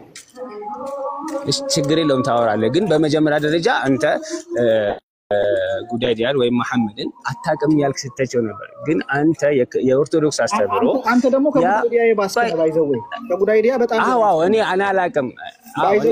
ግን አሁን ጥያቄ መረዳትህ ክርስቲያን ሆነ ይኸውልህ በዚህ ክርስቲያን ሆነህ ኖሮ አብሽር አንድ ጊዜ መረዳትህ ከሆነ አይወጣው በጣም ችግር የለውም አብሽር። ትችቱ ችግር የለውም። እሺ ለትችቱ አሁንም ቢሆን በተዋህዶ ከከበረ በኋላ ነው አይደለ ሰው አምላክ የሆነው? ሰው አምላክ ሆነ ስንል የሚብራራ ነው። እንዲሁ በደፈናው እንደዚሁ የሚባል ችግር የለውም። በተዋህዶ ከከበረ በኋላ ነው ወይስ አይደለም? የክርስቶስ ሥጋ ለብቻው አምላክ ሆነ እያልን ሳይሆን የአምላክ ሥጋ ሆነ እያልን ምን የአምላክ ሥጋ ሆነ? የትኛው ፍጡር እኮ ያ ፍጡር የነበረው በተዋህዶ ሲከብር ምን ሆነ? የአምላክ ሥጋ ሆነ እኮ። አምላክ ሆነ ነው ወይስ የአምላክ ሥጋ ሆነ? ካልክማ ሥጋው ለብቻው አምላክ ሆነ እያልክ ነው አይደለም? የአምላክ ሥጋ ሆነ። እሺ፣ ስለዚህ አሁን ሄደህ ትጠይቃለህ። ያ ሥጋ በተዋህዶ ሲከብር የአምላክን ባህሪ ገንዘብ አደረገ። እሺ እንቀጥል። ስለዚህ የአምላክ ሥጋ ነው። የክርስቶስ ሥጋ አምላክ ሳይሆን የምንለው የአምላክ ሥጋ ነው የምንለው አይደል? ስለዚህ በጣም ይህ በተዋህዶ ሲዋሃደው በቃ ችግር የለም። የተዋህዶ ያ ሥጋ በህብስቱ የአምላክ ሥጋ ይሆናል። ስለዚህ ምን ሲል መለኮት እንትን ሲል አንድ ሥጋ መለኮት ሲዋሃደው የአምላክ ሥጋ ነው እንጂ የምንለው አምላክ አንለውም እያልክ ነው። የአምላክ ስጋ ነው የምንለው። በጣም ጥሩ። ለምን ፐርሰን ስላልሆነ አይደለ? ምክንያት እሺ። ስለዚህ አምላክ የሚባለው ፐርሰን ነው አይደለ? በጣም ጥሩ። ስንት ፐርሰኖች ናቸው አንተ አምላክ የምትላቸው? አንድ አምላክ ነው ያለው። ያ አምላክ ግን በ3% ራሱን ገልጧል። አምላክ የሚባለው ፐርሰን ነው ብለኸኛል። ስንት ፐርሰኖች ናቸው አንተ አምላክ የምትለው ነው? አምላክ የሚባለው አምላክ የሚለው ቃል ባይዘው የባህሪ ስም ነው። አምላክ የሚለው የባህሪ ስም ነው። አምላክነት ባህሪ ነው። ባይዘው አምላክነት ባህሪ ነው ስልህ ከሌላ ነገር ተለውጠህ አምላክ መሆን አትችልም። እኔም እንደሰራ አምላክነት ባህሪ የባህሪው ባለቤት ነው። አምላክነት ባህሪ አንድ ነው። በደንብ ስማኝ። የአምላክነት ባህሪ አንድ ነው። ባህሪው ላይ አልጠየቅኩም። የአምላክነት ባህሪ አንድ። ይህ ባህሪ ያላችሁ ስንት ፐርሰንት? ባህሪ እኮ አይቆጠርም። የአምላክነት ባህሪ ማብራራት አይጠበቅም። የአምላክነት ባህሪ አንድ ነው። ይሄንን ታምናለህ? የአምላክነት ባህሪ ሳይሆን በነገራችን የአምላክነት ባህሪ የሰውነት ባህሪ አይባልም። ባህሪ በመጀመሪያ ደረጃ አይቆጠርም። ሲጀመር እንደዚህ እንኳን አይባልም። በነገራችን ስህተት ነው። ባህሪ አይቆጠርም። የሚቆጠረው የባህሪው ባለቤት ነው። ስለዚህ ባህሪ አንድ ባህሪ አለ። አሁን ሰዋዊ ባህሪ አንድ ባህሪ የሚቆጠርበት ኢንስታንስ አለው። አሁን እዚህ ጋርም ተሳስተሃል። ለምሳሌ አይቆጠርም። ባህሪ አንድ ነው። የአምላክ ባህሪ አንድ ነው። የእንስሳት ባህሪ አንድ እኮ እያወራ አሁን አንተ ባህሪ አንድ ነው። እነዚህ ይቆጠራሉ። ባይዘው እስቲ ቁጠራቸው ስንት ባህሪ ሆነ ልትል ነው? አንድ የእንስሳ ባህሪ አለ፣ 2 የአምላክ ባህሪ አለ፣ 3 የሰው ባህሪ አለ። ይሄንን ማለማወቅ በጣም ያሳዝናል። ሰው በሚለው ነው። አሁን አንተ የሰው መገለጫዎችን እሺ፣ ችግር የለም። የሰው መገለጫዎችን እያወራለ አንተ ስንት ሰው ነው ያለው? ስንት ሰዋዊ ባህሪ ነው ያለው? እሺ፣ የኔና ያንተ ሰዋዊ ባህሪ ይለያያል። በጣም ስለዚህ በጎበዝ እኔና አንተ ስንት ሰው ነን? አንድ ሰው ነው። እኔና አንተ አንድ ሰው ነን። እዚህ ገስት ላይ ያለው ስንት ሰው ነው? በሰውነት ደረጃ ገስት ላይ ያለው በሰውነት ደረጃ ስንት ሰው ነው የጠየኩት? በባህሪ ደረጃ ሁላችንም በነገራችን ላይ እዚህ ገስት ላይ ስንት ሰው አለ ስልህ በሁላችንም ሰው ስለሆንን ነው። ስንት ሰው ብዬ ስንት ሰው አለ ነው? ቆይ አረ ስንት ሰው ነው ያልኩህ? አሁን አንተ የዓለም ሕዝብ ስንት ሰው ነው ስትባል አንድ ነው የምትል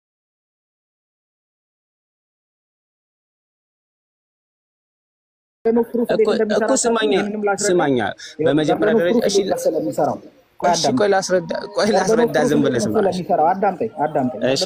እሺ ቀጥል ግን አንተም ታዳምጣለህ። ቀጥልሽ አንተ ክሌም ታደርጋለህ የሆነ ነገር፣ ከዛ ይሄ ትክክል አይደለም እልሃለሁ። ከዛ ክሌም ላደረክበት ነገር ማስረጃ አምጣለህ። እንደዚህ ነው የሚሰራው በርደኖ። በጣም ጥሩ። እሺ አሁን አንተ በሰራኸው ማለት ምንድነው? ቆይ ተረጋጋ። እሺ ቆይ ተረጋጋ። አሁን በርደን ኦፍ ፕሩፍ አስተምራለሁ። እኔ ደግሞ ልንገርህ፣ አንተ ባረከው ማለት እኔ ምን አልኩ መሰለህ? አንድ ነገር ያ ህብስት መለኮት ሲዋሃደው አምላክ አይባልም፣ የአምላክ ስጋ ነው የሚባለው ያልከው ብለህ ይሄን ክሌም እኔ ጥያቄ ነው የጠየኩት። ክሌሙን የፈጠረው ማን ነው? እንደዚህ የሚባለው ብሎ ክሌም የተናገረው ማን ነው? እኔ ነኝ። በጣም ጥሩ እኮ እያልኩ ነው። እኔ ጥያቄ ነው የጠየኩት አይደል? አሁን በለዚህ ለክሌም መጀመሪያ ማስረጃ ስጠኝ። አሁንም ተሳስተሃል። አሁን የተሳሳትከው ምንድነው? ምንድነው ተሳስተሃል እያልክ ለምንድነው ተሳስተሃል እያልክ? አምላክ የሚባለው ፐርሰን። ስለዚህ እሱ አረቆ ምንድነው ያልኩት? የክርስቶስ ጥያቄ ነው እየጠየኩ ያለሁት። ጥያቄ ነው እየጠየኩ ያለሁት። ፐርሰን አይደለም። እሺ አንድ ጊዜ ተረጋጋ። ፐርሰኑ አካል ነው እያልኩ። አረ ጥያቄን በደንብ ስማ። በመጀመሪያ ደረጃ ምን እንዳልኩ ስማ። በመጀመሪያ ደረጃ እኔ ጠየቅኩ። ይህ መለኮት የተዋሃደው አንተ ሆን ብለህ ሚኪ አብሽር ሚኪ አብሽር። አይደለም ሚኪ፣ እውነት ለመናገር ይኸውልህ አንድ ነገር በስሜት ተውና፣ አንደኛ ስለ ፐርሰንና ስለ ኢሴንስ ብዙ አታውቅም። ስለ ማንነት ስለ ምንነት አታውቅም። ስለ ፐርሰን እያወራህ አንተ ስለ ምንነት ትገባለህ። ብዙ ነገር ነው አሁን የሳትከው። ግን ከአንተ የተማርኩት ነው ፖለቲኮች ራሱ ሰምቼ የማላውቀውን ስጋ በራሱ ፐርሰን ነው፣ የክርስቶስ ስጋ በራሱ ፐርሰን ነው ብለህ ለመጀመሪያ ጊዜ ያልክ ፐርሰን ያልከው ፐርሰን ያልከው ምኑን ነው? ባህሪውን ነው ወይስ ህልውናውን ነው? የትኛውን ምኑን ነው ፐርሰን ያልከው? አልገባኝም። አጥነተና ወንድም ማለት አሁን ይሄንንም እኮ እየጠየኩህ ነው ኤሌመንተሪ የሆነ ጥያቄ እየጠየቀኝ ስለሆነ በነገራችን ላይ ስለ እንትን ስላልክ አንደኛ ምን ማለት ካልክ መሰለህ 3 አምላክ እንደምታመልክ በአፈ ተናገር 3% ነው የምታመልከው አምላክ የሚባለው ፐርሰን ነው አሁን ለመጀመሪያ ጊዜ በነገራችን ላይ አንተ ነው የመጀመሪያ ሰው በዚህ ድፍረት እውነቱን ለመናገር የሞከርከው በዚያ አደንቃለሁ ፐርሰን ነው አምላክ ብለህ የምትሰይመው አሁንም ደግሞ ነግረሃለሁ አንድ ጊዜ በቃ አንድ ጊዜ ልጨርስ አዳምጠኝ እኮ ተስማምቻለሁ አልኩ እኮ አንድ ጊዜ ሰምቻለሁ እኔ ትክክል ነኝ ያልኩ እኮ ነው አዳምጠኝ ትክክል ነህ ቆይ አንድ ጊዜ ልጨርስና ወላ አዳምጣለሁ እኔ አሁን አንተን ትክክል ነህ በቃ እኔ ተሳስቻለሁ እኮ ልጨርስና አንድ እውነት የተናገረው ምንድነው አምላክ ብለህ የምንጠራው ፐርሰኑን ነው ምክንያቱም መለኮታዊ ባህሪ ያለውን አካል ባህሪው ለብቻ ህልውና አይኖርም ያ የባህሪው ባለቤት ነው በዛ ስም የሚጠራው ስለዚህ አምላክ ብለህ የምትጠራው ያንን ፐርሰን ነው ስንት ፐርሰን አለ አምላክ የሚባል 3 ፐርሰን አለ አምላክ ብለህ አንዱ ፐርሰን ሌላውን ፐርሰን ያለው ነው ማለት ስለዚህ አብ አምላክ ነው ራሱን የቻለ አንድ ፐርሰን ነው እሱ ምን ብለህ ተሰይሟለህ አምላክ ብለህ ተሰይሟለህ ምን እያልክ ነው መለኮታዊ ባህሪ ያለው እያልክ ነው ሌላም ደግሞ ወልድ የሚባል አካል አለ ራሱን የቻለ ፐርሰን አብን ያለው ነው ማለት እሱም አምላክ ነው ለምን መለኮታዊ ባህሪ ስላለው ሌላ ደግሞ መንፈስ ቅዱስ የሚባል ፐርሰን አለ እሱም አምላክ ነው ለምን መለኮታዊ ባህሪ ያለው እነዚህ ተመሳሳይ ምንነት ያላቸው አንድ አይነት ምንነት ያላቸው የተለያዩ አካላቶች ናቸው ስለዚህ በቋንቋም ደረጃ ተመሳሳይ ምንነት ያለው አካል ከአንድ በላይ ሲሆን በዛ ምንነት ይበዛል ፕሉራሊቲ ይሰጣል የአምላክ ብዙ ቁጥር አማልክት ነው ስለዚህ አንድ ተመሳሳይ ምንነት ያላቸው አምላክነት ያላቸው ከአንድ በላይ አካል ሲሆኑ አማልክት ይባላሉ እኛ አሁን ሰዎች እንባላለን ለምን አንድ ምንነት አለን ሰዋዊ አንድ ምንነት አለን በአካል ግን እንለያያለን ስለዚህ ምን እንባላለን ሰዎች ልንጠራለን ስለዚህ አንተ ምንድነው አማልክት እንደምታመልክ ዛሬ በአፍ ተናግራል በጣም ነው ማመሰግነው አሁን ባይዘው ይሄ አሁን የተናገርከው ነገር አለማወቅህን ያሳያል አሁን ተናገርካል ዝም አልኩ ነው የሰለጠንክ ሰው ስለሆንክ ስለዚህ ዝም በል ቀጥል እሺ አሁን ቀጥል ግን ለምታመጣው አርጊመንት ግን ጥያቄ ጠይቃለሁ ቀጥል እንጠያየቃለን ችግር የለም እያላችሁ ያለው ምንድነው 3% ስለተባለ 3 አምላክ ነው የሚል ሎጂክ አቅርቧል ይሄ የራሱ እምነት ነው ባይዘው የቤተክርስቲያናችን እምነት አይደለም የራሱን እምነት የተረዳውን እምነት ነው የነገራችሁ አዎ በስላሴ ውስጥ 3% አለ አብ ወልድ መንፈስ ቅዱስ አዎ ትክክል አብ ወልድ አይደለም ወልድ ደግሞ አብ አይደለም አብ ደግሞ ወልድ አይደለም አብ ደግሞ መንፈስ ቅዱስ አይደለም ይሄ የቤተክርስቲያናችን እምነት ነው ግን አብ ወልድ መንፈስ ቅዱስ 3% ስለሆኑ 3 አምላክ እንላለን አንልም በባህሪ አንድ ናቸው በአገዛዝ አንድ ናቸው በስልጣን አንድ ናቸው በአኗኗር አንድ ናቸው ስለዚህ ስላሴ በአምላክነት አንድ ናቸው አብ አምላክ ነው ወልድ አምላክ ነው መንፈስ ቅዱስ አምላክ ነው 3 አምላክ አንልም አንድ አምላክ ነው ብለን ነው ምናምን ለምሳሌ ፀሐይ ኤግዛምፕል ነው ብላችሁ ተመልከቱ ኤግዛምፕል ፀሐይ 3 ኮምፖነንት አላት ክበብ አላት ብርሃን አላት እና ሙቀት አላት እነዚህ በሙሉ እኩል የተፈጠሩ ናቸው አንዳቸው ከአንዳቸው አይቀድሙም አንዳቸው ከአንዳቸው አይበልጡም 3 ፀሐይ አንልም አንድ ፀሐይ ነው የምንለው ስለዚህ እሱ እያለ ያለው በየትኛው የቴዎሎጂ ህግ 3% ስለተባለ 3 አምላክ ነው የሚለውን ሊያሳየን አይችልም ይሄ የሳላ የራሱ ፈጠራና አስተሳሰብ ነው ከእስልምና በፊት የአንድ አምላክ እምነት ክርስትና ነበረ ባይዘው ይሄን ልንገራችሁ ነብዩ መሐመድ መጥተው ሃይማኖቱን እስከሚቀይሩት ድረስ የአንድ አምላክ እምነት የነበሩት ዓለማችን ላይ ጁዳይዝም እና ክርስቲያኒቲ ናቸው ይሄንን ዓለም የሚያቀው የሚመሰክረው እውነት ነው አሁን እንዴት እንደዚህ ይሆናል ካልክ እግዚአብሔርን በመጠኔና በእንትኔ ልክ በቃ አላህ አንድ ነው አላህ አንድ ብዬ መደምደም አለብኝ ለአምሮዬ እንዲቀለኝ ብለህ የምትል ከሆነ ማለት ትችላለህ እኛ ግን ከዘፍጥረት አንስቶ እስከ ዮሐንስ ራእይ ስላሴ የተገለጠበትን አምላክ ራሱን የገለጠበትን መንገድ ሳንጨምር ሳንቀንስ ቁጭ እናደርጋለን ለአምሮአችን ስለከበደና ስለቀለለ አቅልለን በአንድ ሴንቴንስ አላህ አንድ ነው አይወልድም አይወለድም ብለን አንፎክርም እና ባልተጻፈ ነገር ላይ ማስረጃ ባላቀረብክበት ነገር ላይ መፎከሩ ጥሩ አይደለም ነው ማለት ማነሳላ በጣም ነው የማመሰግነው። ግን አሁንም ቢያንስ እናንተ ምን ትላላችሁ ሳይሆን እውነታው ምንድነውና እኛ ምን እንላለን። በነገራችን ላይ ሶስት የተለያዩ አካላቶችን አምጥተህ እኔን አንተንና እዚች ጋር ዳሪያን አምጥተህ እኛ ስንት ሰው ነን? ሶስት ሰዎች ነን። ማንም አይከራከርም። እኔ አንተ ዳሪያ ሶስት ሰዎች ነን። ምንነታችን ግን አንድ ነው። አይ እኔ ምለው ገግመህ ዜሮ ሰው ነን፣ ኔጌቲቭ አንድ ነን፣ እኔ እንደዛ ነው ምለው እንደዛ ብዬ ነው ማምነው ብትል ያንተን እምነት መብት ነው እኮ። እሱን አይደለም ጥያቄ። እኛ የምንለው እንደዚህ ነው፣ እናንተ የምትሉ ሳይሆን እውነታውን ነው እያወራን ያለን። እናንተ የምትሉ ስህተት ነው፣ ከእውነት ጋር ተጋጭታችኋል ነው እያለን ያለን። በጣም የሚገርመኝ ምሳሌ እንኳን ሲያመጡ መጽሐፍህ እኮ ራሱ ፋላ አንድ ጊዜ ቆይ አዳመጥኩ አይደለ? ቆይ እድል ታውራ። እሺ ችግር የለውም እሱን እናወራለን። ግን አሁን እድል ስጠኝና ትጠይቀኛለህ፣ እሱንም እናወራለን። ግን አሁን እድል ስጠኝና ያለውን እውነታውን ልናገርና ከዛ ላይ በሰዓት ታወራለህ። ችግር የለም። ምሳሌ እንኳን ሲያመጡ ለምን ምን እንደሆነ አላውቅም። አሁን የእሱ ያመጣው ምሳሌ በነገራችን ከስላሴ ጋር ተቃራኒ ነው። ፀሐይ ክበብ አላት፣ ሙቀት አላት፣ ብርሃን አላት። ብርሃን የፀሐይ ምኗ ነው? ባህሪዋ ነው። ፀሐይ በባህሪዋ አብሪ ናት ነው እንጂ የፀሐይ ሌላ አካል አይደለም። ፀሐይ የምትባል አንድ አካል አንድ ጊዜ እባክህን አንድ ጊዜ ቆይ እባክህን አንድ ጊዜ ልጨርስና ያው እሺ ቆይ አንድ ጊዜ ታስተካክላለህ።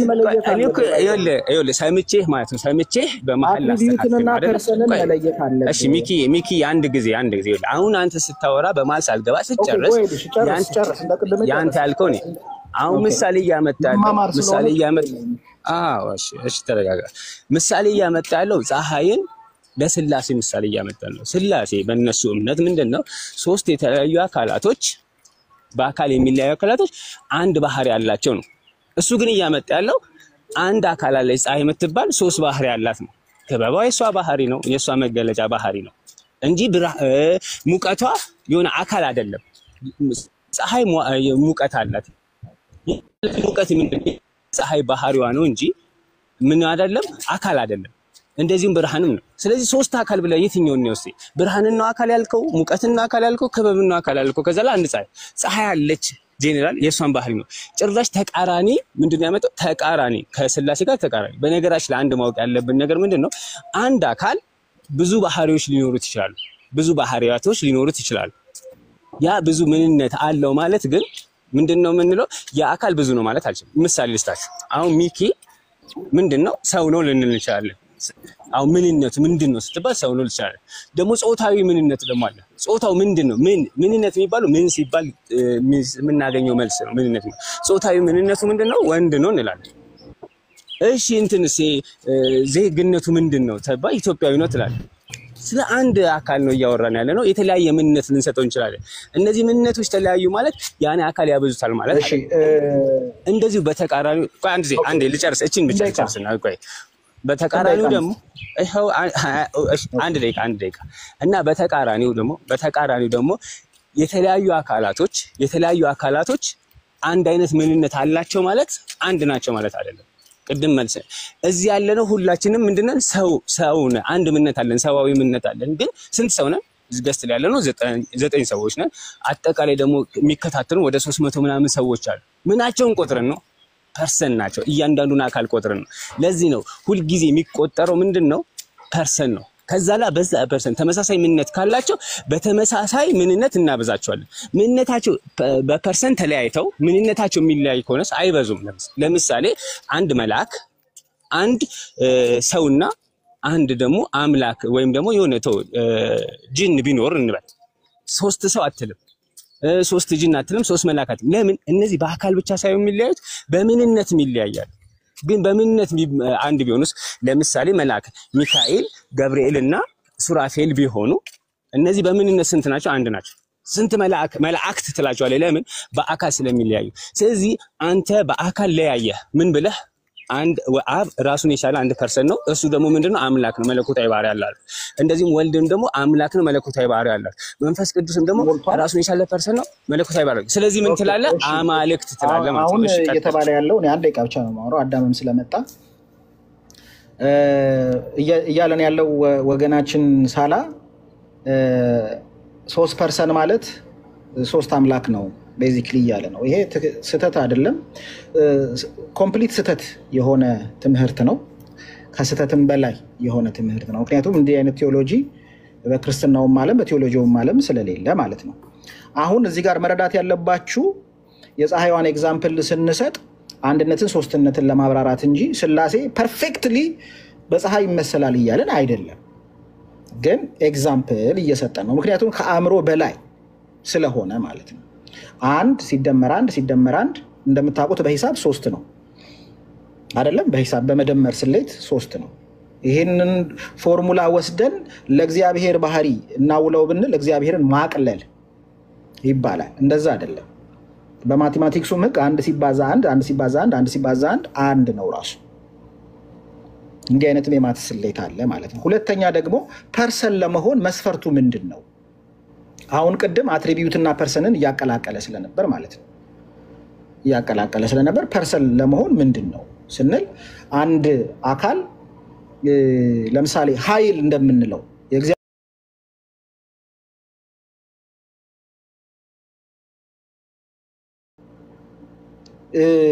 መንፈስ ቅዱስ አንደርስታንድ ያደርጋል። መንፈስ ቅዱስ በራሱ አንደርስታንድ ያደርጋል። መንፈስ ቅዱስ በራሱ የእግዚአብሔር ህይወቱ ነው ተብሏል።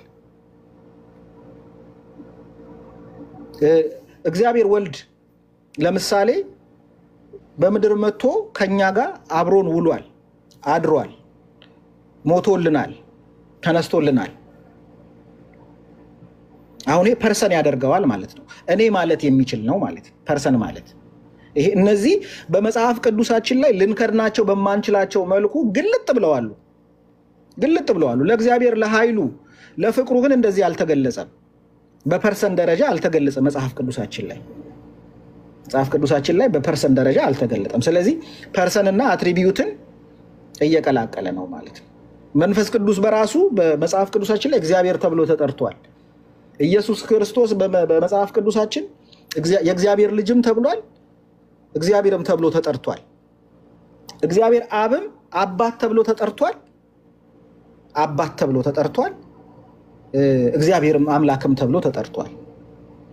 ስለዚህ እኛ እግዚአብሔር የሰጠንን መገለጥ ሳንጨምር ሳንቀንስ በመጽሐፍ ቅዱሳችን ላይ 3 አምላክ እንዳልሆነ እግዚአብሔር ግልጥ ብሎ ተቀምጧል። አንድ አምላክ እንደሆነ ኦ እስራኤል ሆይ ስማ፣ እግዚአብሔር አምላካችን ጌታችን አንድ ነው ይላል። ሐዋርያው ጳውሎስም ይህንን አብራርቶታል። ሁሉ ከእርሱ የሆነ አንድ እግዚአብሔር አንድ አምላክ እግዚአብሔር አለ። ሁሉ በእርሱ የሆነ በእርሱ በኩል የሆነ አንድ ጌታ ይላል። ይህንን ባይዘዌ ዲዩትሮኖሚ ላይ ያለውን ቃል ነው ያብራራው ሐዋርያው ጳውሎስ ራሱ። ዲዩትሮኖሚ ላይ ካያችሁት ጋድ ኤንድ ሎርድ ይላል።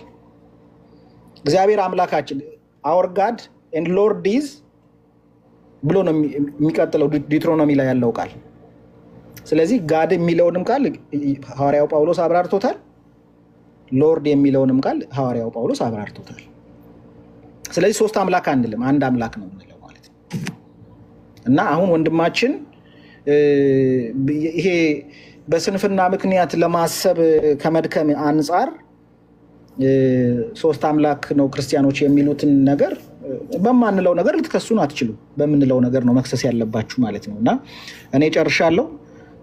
የሰማችሁትን በልቦናችሁ ያሳድርባችሁ ለማለት ፈልጋለሁ። አዳምሻ ዌልካም። እሺ ቴንክ ዩ ሚኪዬ።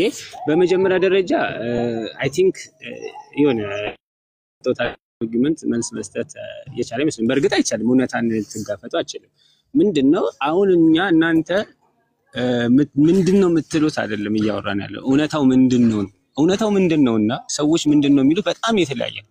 እናንተ 3 አካላቶችን ታመልኩና ከዛ አንድ አምላክ ነው የምናመልከው ትላላችሁ። እሱ ስህተት ነው። 3 አካላቶችን እስካመለካችሁ ድረስ 3 አካል ነው 3 አምላክ ነው የምታመልኩት የሚባለው። ይሄ ነው እያወራን ያለ ነው። እና አሁን ርዕሳችን ክርስቶስ አምላክ ነው መንፈስ ቅዱስ አምላክ ነው አይደለም ነው። በመጀመሪያ ሶስት አምላክ እንደምታመልክ ካመንክ ችግር የለውም። እውነትስ ታዲያ ከዛ ላይ ክርስቶሎጂ ላይ ይመጣል። ክርስቶስ እውነት አምላክ ነው አይደለም? እሱን እንመጣበታለን። አሁን አላመንኩም። ቆይ አንድ ጊዜ ተረጋጋ። ኧረ እባክህ ኧረ ስማኝ እና ትላላችሁ አትሉም ነው ያልኩት እኮ ሚኪ። እኔ ትላላችሁ አይደለም ያልኩት፣ እናንተ አትሉም። እውነታው ግን እሱ ነው። እናንተ እኮ በነገራችን ላይ ምን ይላሉ መሰለህ፣ በአረብኛ ምን የሚባል ቃል እንትን ምንድነው የሚባለው? አትስሚያቱ ላትገይሩ ለሐቃይቅ ስያሜዎች ወይም ንግግሮች እውነታን አይቀይሩ። አንተ ሶስት አካል እያመለክ እኔ ማመልከው አንድ ነው ስላልክ አንድ ነው የምታመልከው የሚለውን ነገር አያሲዝም። ያንተ ንግግር ውሸት ይሆናል። ስለዚህ አሁን እያወራን ያለ ነው ሶስት አካላቶችን ካመለክ ከዛ ላይ እነዛ ደግሞ ተመሳሳይ አንድ ምንነት ነው ያላቸው ካልክ ማለት ያለበት አማልክት ነው። ይሄ ቋንቋ ነው። ቤትም ሀገር ቋንቋ የለም እንደዚህ ብሎ እንትን የለም። አይ መጽሐፍ ይለኛል፣ መጽሐፍ ላይ እኮ የለም። በመጀመሪያ ደረጃ እኮ መጽሐፍ ላይ የሌለ ነገር ነው እኮ እያወራን ያለ ነው። መጽሐፋችሁ ላይ የለም። ይሄ አንደኛ ቃል በቃል እንትኑ የለም። ስላሴ የሚባለው ነገር የለም። የስላሴ አስተምሮም የለም። የስላሴ አስተምሮ እናንተ እንደምትሉት ሌት ተቀን እንደምትነግሩ አምላክ በአካል በስም በግብ ሶስት በመለኮት አንድ ነው የሚል አስተምሮ በአገዛዝ በስልጣን እንደዚህ ይሄ አስተምሮ የለም። ልክ እንደ ፐዝል የሆነ ቦታ ሶስት አካል አለ፣ እዛ ጋር ደግሞ እስራኤላዊ ስማ ጌታ አምላካችን አንድ ነው ተብሏል። ከዛ እንደ ፐዝል ለማገጣም ደግሞ ማይገጥም ፐዝል ማለት ነው። ይሄ ነው ያለው። ይሄንማ ነው እኮ እናንተ ስህተት ነው እያልን ያላችሁ። እናንተ የምትሉ ስህተት ነው እያልኩ እየነገርኩ ስህተት አለ። አሁን አንድ ጊዜ ጨርስ ሚኪ። ዝም ብዬ እኮ ነው። አይ ታቋርጣ አይደለም እየተቆራረጠ። እሺ አሁን ተመለስኩ። በቃ እሺ ምንድነው ማምጣት ያለ? እሺ አንድ ሰው ማምጣት ያለበት ምንድነው? ሶስት የተለያዩ አካላቶች አንድ አይነት ምንነት ስላላቸው አንድ ነው የሚባለው የሚለውን ነገር ማምጣት መቻል። ቤትም ሀገር ቋንቋ የለም። አሁን ደግሞ ተጨማሪ ምሳሌ ልስጣችሁ። አንበሳ አለ። ሶስት አንበሳዎች አሉ። አናብስት እንላቸዋለን። ለምን? በአካል ስለሚለያዩ ነው። አካል ሲባል ፐርሰን አንተ ስያሜ ከሰጠው እርሱ ብለህ የምትናገረው ከሆነ ያን ነገር ስያሜ ሰጠኸው። ለምሳሌ አንዱን አንበሳ የሆነ ስም ሰጠው፣ አንዱንም ማን ነው የመጣው ስል የትኛው አንበሳ ነው የመጣው ስል የሆነ ስም ሰጠው ከሆነ እንደ ፐርሰን አድርገህ ካሰብከውና ግን ምን አላቸው? አንድ ምንነት አላቸው። ምን ብለህ ትጠራቸዋለህ? እነሱን አናብስት ትላቸዋለህ። ለምን? አንድ ምንነት ኖሯቸው በአካል ስለሚለያዩ። ሁልጊዜ አንድን ነገር በዛ ምንነት የምታበዛው በአካል ተለያይቶ በምንነት አንድ ሲሆን ነው። ቅድም ጥሩ ምሳሌ ሰጥቻቸዋል። አንድ ጅንና ሰውና መልአክ ቢኖሩ ሶስት አካል ናቸው። በምንነት ስለሚለያዩ አታበዛቸውም። ጅኖች አትልም፣ መላእክት አትልም፣ ሰዎችም አትልም። ለምን? በአካል ቢለያዩም በምንነት ግን አንድ አይደሉም። እነዚህ አካላቶች በምንነት አንድ ቢሆኑስ ሶስቱም ግን ሰው ቢሆኑ ሰዋዊ ምንነት ቢኖራቸው ሰዎች ትላለህ። ለምን? በአካል ተለያይተው በምንነት አንድ ስለሆኑ። ሁልጊዜ የሚበዛው በአካል ተለያይተው በምንነት አንድ ሲሆኑ ነው። ስለዚህ ሶስት የተለያዩ አካላቶችን መለኮታዊ ምንነት ከሰጣቸው ማለትም አምላክ ካልካቸው ያን ፐርሰን አምላክ አድርገው ምን እያልክ ነው? መለኮታዊ ባህሪ ያለው ነው። ባህሪ ሁልጊዜ ማንን ገላጭ ነው? ማንነትን ወይም ደግሞ ያንን የባህሪውን ባለቤት ገላጭ ነው። ስለዚህ ያ ባህሪ ስላለው አምላክ አልከው። ድጋሚ ሌላኛውንም አካል ከሱ የተለየውን አካል አምላክ አልከው። ሌላኛውንም አካል አምላክ ካልከው እነዚህ ምን ይባላሉ? አንድ ላይ አማልክት ይባላሉ። አማልክት ማለት የአምላክ ብዙ ቁጥር ነው። አንድ አካል ሲሆን አምላክ ሲባል፣ ከአንድ በላይ የሆነ አካል ሲሆን ደግሞ አማልክት ይባላል። ይሄ ነው ቋንቋው። ይሄ ነው ትክክለኛው መንገድ። ይሄ ነው። እናንተ እንደዛ ብትሉትም ስህተት ነው። ስለዚህ መጽሐፍስ ያሰም እሺ መጽሐፍስ እንደዚህ አሁን የጠቀሰው አለ። እስራኤል ስማ ጌታ አምላካችን አንድ አምላክ ነው ይላል።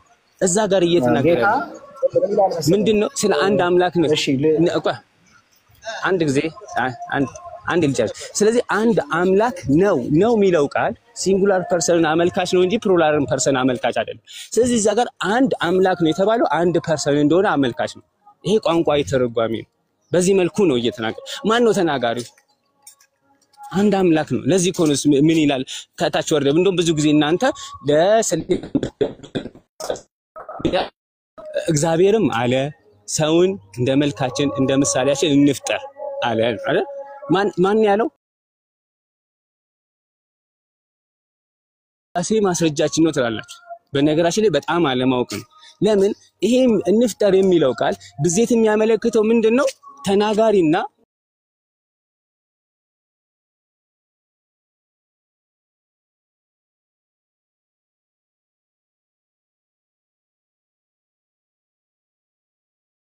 ምን አለ እሱ እንፍጠር አለ። ስለዚህ አሁን ያ አንዱ እግዚአብሔር ማን ነው እንፍጠር ያለው ነው? ወልድና መንፈስ ቅዱስን አንድ ነገር አንድ ልጅ አዳም ያስተላልፍለት። እሺ ልጨርስና ነው በቃ ነው ላጥር። ስለዚህ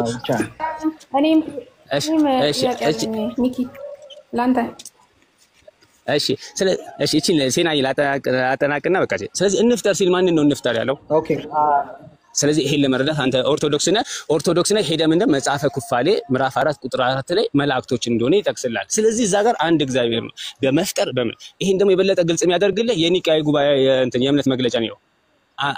አንድ አምላክ በሆነው በእግዚአብሔር አብ እናምናለን። ሰማይና ምድርን በፈጠረ የሚታዩትን የማይታዩትን ሁሉ በፈጠረ ማን? አንድ አምላክ እግዚአብሔር አብ ነው ያሉት እንጂ አንድ አምላክ በሆነ በእግዚአብሔር አብ በእግዚአብሔር ወልድ በእግዚአብሔር መንፈስ ቅዱስ እናምናለን አለ። ስለዚህ ይሄ የእናንተ አስተምሮ በጥቅሉ የእናንተ እምነት እናንተ ብትሉትም ባትሉትም አማልክት አምላኪዎች ናቸው። ሶስት አካልን ታመልካላችሁ። በዚህ ካመንክ ከዛ ክርስቶስ አምላክ ነው ወይስ አይደለም ወደሚለው እንሄዳለን ማለት ነው። እየተባለ ያለው ምንድነው እንግዲህ አሁን ጸሎት ሃይማኖትንም በድፍረት ጠቀሰ። እንዴት ነው አልገባኝም። ማለት ጸሎት ሃይማኖታችንን የምትቀበል ከሆነ ለምን ታዲያ ሰለምክ?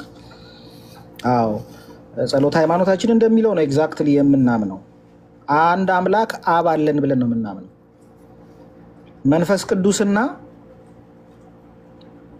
ቃሉ እግዚአብሔር ወልድ ከአብ የተገኙ ናቸው።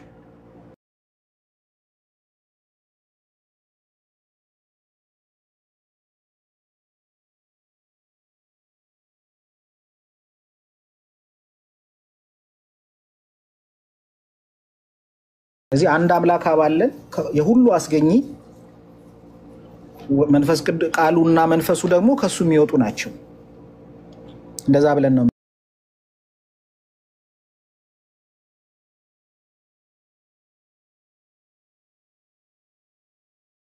ኤፍሬም ባለ ጊዜ ባለፈው ጥሩ ነገር ብሏል። 3 ብርቱካን አለ እያልክ አንድ ብርቱካን እንዴት ትላለህ ሲል ያው ኤልፎራ ሄደ ልጠብላው ነው። እንግዲህ እኔ ለአንበሶቹም ስጋ ስጣቸው ነው የምልህ። እንዲህ አይነት ኤግዛምፕሎች የማይመስሉ ኤግዛምፕሎችን እኛ ማንጠቀማቸውን ኤግዛምፕሎች ለስላሴ እያመጡ መጠቀም አይቻልም። አባቶቻችን ኤግዛምፕል ራሱ ሲጠቀሙ ስፔሲፊካሊ የሆነችን ነገር ለመግለጽ እንጂ አጠቃላይ 3 አንበሳ ነው ያለው 3 አምላክ ነው ለማለት አይደለም። እንደዛ ተብሎም ኤግዛምፕልም የሰጠ አባት የለም። የእግዚአብሔርን እና ደግሞ በየትኛውም ሀገር እንዲህ አይነት አባባል የለም ትላለህ።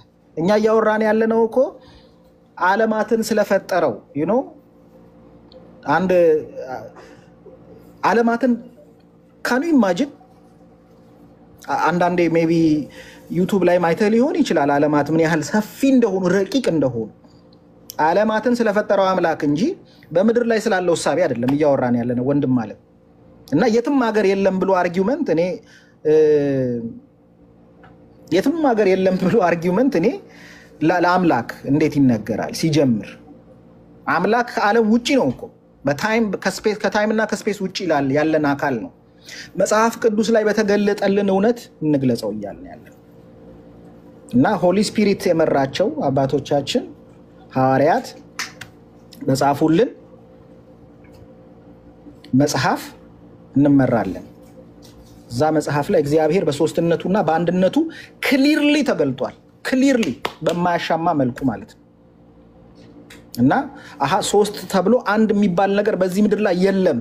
ስለዚህ አልቀበለውም ከሆነ ያንተ አምላክ እዚሁ ምድር ላይ ነው ያለው ማለት ነው። ያንተ አምላክ እዚሁ ምድር ላይ ነው ያለው እና ስለዚህ በዚህ በምድራዊ ሐሳብ አስቤ ደርስበታለሁ። አካል ማለት የስጋን ባህሪ ገንዘብ ያደርጋል። ኦኬ አካል ነው ስጋ የተዋሃደው መለኮት አይደለም። አካሉ ገንዘብ ያደርጋል። ስጋን የራሱ ገንዘቡ ያደርጋል። ባለቤት ይሆናል። አካሉ ነው ወይስ መለኮት ነው ስጋን ገንዘቡ የሚያደርገው? አካሉ። ኦኬ መለኮት አይደለም አካል ነው። አካል ባለቤቱ እኮ ስጋን ነው የተዋሃደው እንጂ መለኮት አይደለም። ይሄን ከተስማማልን ጨረስን። አካሌቱ አያ አንተ ለማድረግ የፈለከው ሌላ ነገር ውስጥ ነው ያለው። አንተ በግድ ነው ሌላ ነገር ውስጥ አንተ እኮ መለኮት አይደለም የተዋሃደው አካል ነው የተዋሃደው ማለት አልገባህም እኮ ሳይገባህ ማለት እየጠየቅ ያለው ራሱ ጥያቄው ቢገባህ ኖሮ እንትን ራሱ እንደዚህ አይነት ጥያቄ ውስጥ ራሱ ምንድነው እሺ የጠየቅኩት ጥያቄ አዳ ኦኬ እሺ ከዘላለም ቆይ አንዴ ልናገርና ከዛው አንተ ተተተና አይ የጠየቁን ሚስ ሪፕሬዘንት እንዳታረግ የጠየቁን ጥያቄ ስለተረዳው እሺ ከዘላለሙ እግዚአብሔር ቃል አለ። እሱ እግዚአብሔር ቃል ከሶስቱ አካል አንዱ አካል ከቅድስት ድንግል ማርያም ስጋን እሱ መለኮት ባህሪ ያለው አዎ የመለኮት ባህሪ ያለው እሱ ቃል ከዘላለሙ አምላክ መለኮታዊ ባህሪ ያለው ከቅድስት ድንግል ማርያም ስጋን ገንዘቡ አደረገ። ገንዘቡ ሲያደርግ ለራሱ ገንዘብ አድርጓልና ስጋ ተዋሃደ ተብሎ ይነገርለታል። ተዋሃደ ተብሎ ሲነገርለት ግን እንትን እያልን አለ አካሉን ከባህሪ እየነጠልን መለኮትን የተዋሃደው እንደዚህ እያደረግን አካሉን ከእንትን አንነጥልም ነው ከባህሪው አንነጥልም እንጂ የተናገርከው ነገር ትክክል ነው ግን አትነጥለው ነው እኮ እኔ አሁን የጠየቅኩት ጥያቄ አልመለስኩም። አካል ነው ስጋን የተዋሃደው መለኮት ነው ስጋን የተዋሃደው? አካሉ የዛ የስጋው ባለቤት ስለመሆን ነው የምናወራው። ኦኬ ኖ አይ እኔ ባለቤት ሳይሆን አካል ነው ስጋን የተዋሃደው መለኮት ነው ስጋን የተዋሃደው? እኔ ያልተረዳው ነገር መሰለህ። አይ እሷን ነጣጥለ እንድታወራ ወይ አንዴ ደምረው ኖ ነጣጥለ እንዲያወራ ታርገው። አካል ከመለኮት አይነጠልም። ቆይ አንዴ ደምረው አዳም ይጨርስ። ቀጥል አዳም። ኦኬ አሁንም ቢሆን ስናወራ ማለት ነው ልክ መለኮቱን ከአካሉ መነጠል አትችልም። መለኮቱን ኦኬ ስለዚህ መለኮትም ነው የተዋሃደው ካልተነጣጠሉ ምን ማለት ነው? መለኮት ነው የተዋሃደው ማለት ነው ከስጋ ጋር የተዋሃደው አካል ነው ወይስ መለኮት ነው አልኩክ። ከዛ አካልና መለኮት አድርገን አንነጣጠላቸውም አልከኝ። ስለዚህ ሁለቱም ነው የተዋሃዱት አካልና መለኮት ነው የተዋሃዱት። ይኸውልህ መጀመሪያ እሱ በመለኮ ኦኬ አንድ ቃል ማለት ነው ቃል ከዘላለሙ መለኮታዊ ባህሪ ብቻ ነው ያለው ከዘላለሙ። እኔ እሱን አልጠየቅኩም። ከስጋ ጋር የተዋሃደው አካል ነው መለኮት ነው? ይሄንን እኮ ነው መለኮት ነው የተዋሃደው አካል ነው የተዋሃደው ወይስ ሁለቱም ነው የተዋሃዱት? ኦኬ እኔ እንትን እያልኩ አንተ እኮ እያረክ ያለው እኮ መሰለህ ከአካሉ ስለምታስወጣው ነው እንጂ እኔ ምንም ጥያቄ የለኝም፣ ችግር የለውም። አሁን ኦርቶዶክሳዊ መጥቶ እንዳንተ ቢናገር ስለምረዳው ምንም አይደለም። አንተ ግን ሚስ አንደርስቱድ አድርገህ ነው ኢንተርፕሬት እያረክ ያለው። ምን ነው ሚስ አንደርስቱድ ያደረኩት? ኦኬ ሚስ አንደርስቱድ ያደረከው መሰለህ አካሉንና መለኮቱን ትነጣጥላቸዋለህ እኮ። አልነጣጥላቸው አንድ ላይ ይዋሃዱ አልኩህ እኮ። እንደሱም ስለም ቢያልከኝ እኮ አንድ ላይ እኮ አድርገው እኮ ካደረክ በኋላ አንድ ላይ ነው የተዋሃዱት። እሺ አሁን ልናገርና ከዛው አንተ እንደፈለግ አድርገህ ጥያቄ ጠይቀኝ። አካል አለ ቃል የሚባል አካል ከዘላለሙ መለኮታዊ ባህሪ ያለው አካል አለ። ይህ መለኮታዊ ባህሪ ያለው አካል የስጋን ባህሪ የሰውን ባህሪ ገንዘብ ያደርጋል። ከዛው አሁን ያ ስለሱ ባህሪ ስናወራ አሁን ፍጹም ሰው ፍጹም አምላክ ያለው ፍጹም አምላክ የሆነ አንድ ባህሪ ይሆናል ማለት ነው። ከሁለቱም የሆነ አንድ ባህሪ ያለው ማለት ነው።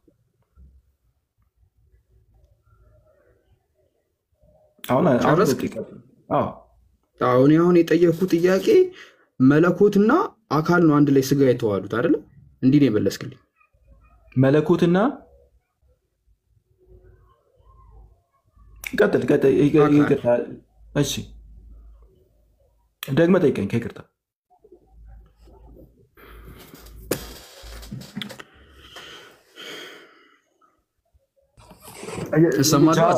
አትሰማም? እስኮ እሰማለሁ። አሁን ትሰማለህ? እሺ ስለዚህ መለኮትና አካል ነው ከስጋ ጋር የተዋሃዱት ማለት ነው አይደለ? መለኮትና ምን ማያያዣ የለውም እኮ እና ራሱ ተብሎ መለኮትና ማለት ምን ማለት ነው? ኦኬ እኮ ምንድነው? እሺ ከድንግል ማርያም ስጋ ጋር የተዋሃደው ምንድነው? የተዋሃደው ምንነትን የጠየቁ ምንድነው? ከድንግል ማርያም ስጋ ጋር የተዋሃደው ማን ነው ሲሆን ምንድነው? ችግር የለውም መለኮት ብለህ ማለት ትችላለህ። ግን መለኮት ብለህ ስትናገር ከአካሉ መነጠል የለብም ከዚህኛው አካል ነው እንጂ ችግር የለውም አንነጥሎ ችግር የለውም መለኮት። ስለዚህ አንተ የምታመልከው አንዱ መለኮት ነው ከድንግል ማርያም ስጋ ጋር የተዋሃደው። ቆይ አንድ ጊዜ ደግመህ ጠይቀኝ ከይቅርታ ጋር። መለኮት ከሆነ ስጋ የተዋሃደው ያ አንተ የምታመልከው አንዱ መለኮት ነው ወይ ከድንግል ማርያም ጋር ስጋ ጋር የተዋሃደው? አንዱ መለኮት ከስጋ ጋር ተዋሃደ ሲባል ልክ እንትን አይደለም። ያ ኦኬ አንዱ መለኮት ነው። አንዱ መለኮት ያ በወልድ በኩል yes ስለ ወልድ በኩል በወልድ በኩል yes አንዱ መለኮት በወልድ በኩል ተዋህደዋል ማለት ምን ማለት ነው? ኦኬ አንዱ መለኮት 3 ሞድ ኦፍ ኤግዚስተንስ አለው ብለን እንናገራለን። አንዱ መለኮት 3 ሞድ እሺ ስለዚህ እነዚህ 3 ሞድ ኦፍ ኤግዚስተንሶችን ተዋቸውና ስለ አንዱ መለኮት አውራ። እሺ በፒክቸር ሲሆን ግልጽ ስለሚሆን በፒክቸር ላይ ላድርገውና እንደዛ እናድርገው። ኦኬ እንደዛ ያረጋግን ብናወራ ይሻላል። አንድ መለኮት አለ ይቅርታ እንደዚህ ሆኖ እንደዚህ ሲሆን ይሻላል። ኦኬ አንድ መለኮት አለ።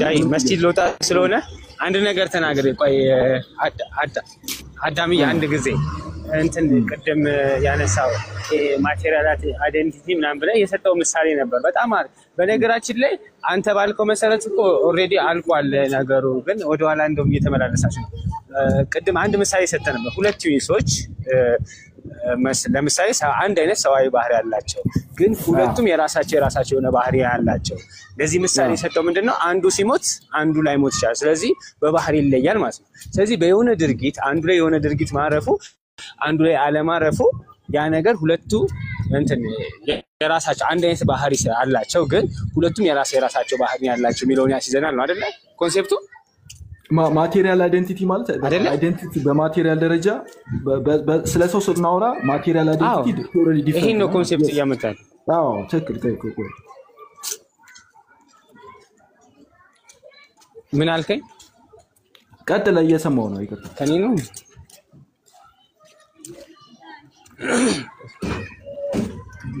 እኮ አሁን እዛ ጋር ምሳሌ ለማምጣት የፈለከው እሰማለሁ። ምናልባት ቀይ ያበራብኝ እሰማለሁ። አንድ ጊዜ እንሽ ጫጫታ ቦታ ነው። ቆይ ኔትወርክ ወዳለበት ቦታ ታላ እየተሰማል።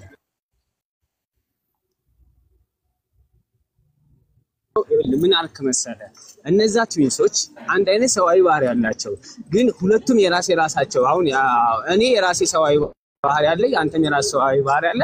ለእኛ ያንተ አንድ አይነት ባህሪ ነው እንጂ አንድ ባህሪ አይደለም። ለዚህ ምሳሌ ደግሞ ያመጣው ምንድነው? አንዱ ሲሞት አንዱ ይኖራል። ስለዚህ አንዱ ጥገኛ ላይ አይደለም፣ የራሱ በሆነ ባህሪ ነው እያልክ ነው አይደለ? በትክክል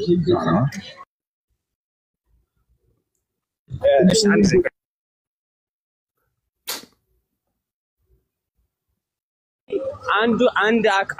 አንዱ ፐርሰን ላይ የሆነ ድርጊት ሲያርፍበት ሌላኛው አካል ላይ ማይከሰት ከሆነ ሁለቱም የራሳቸው ባህሪ ያላቸው የሚል ጄነራል ኮንሰፕት እናገኛለን ማለት ነው።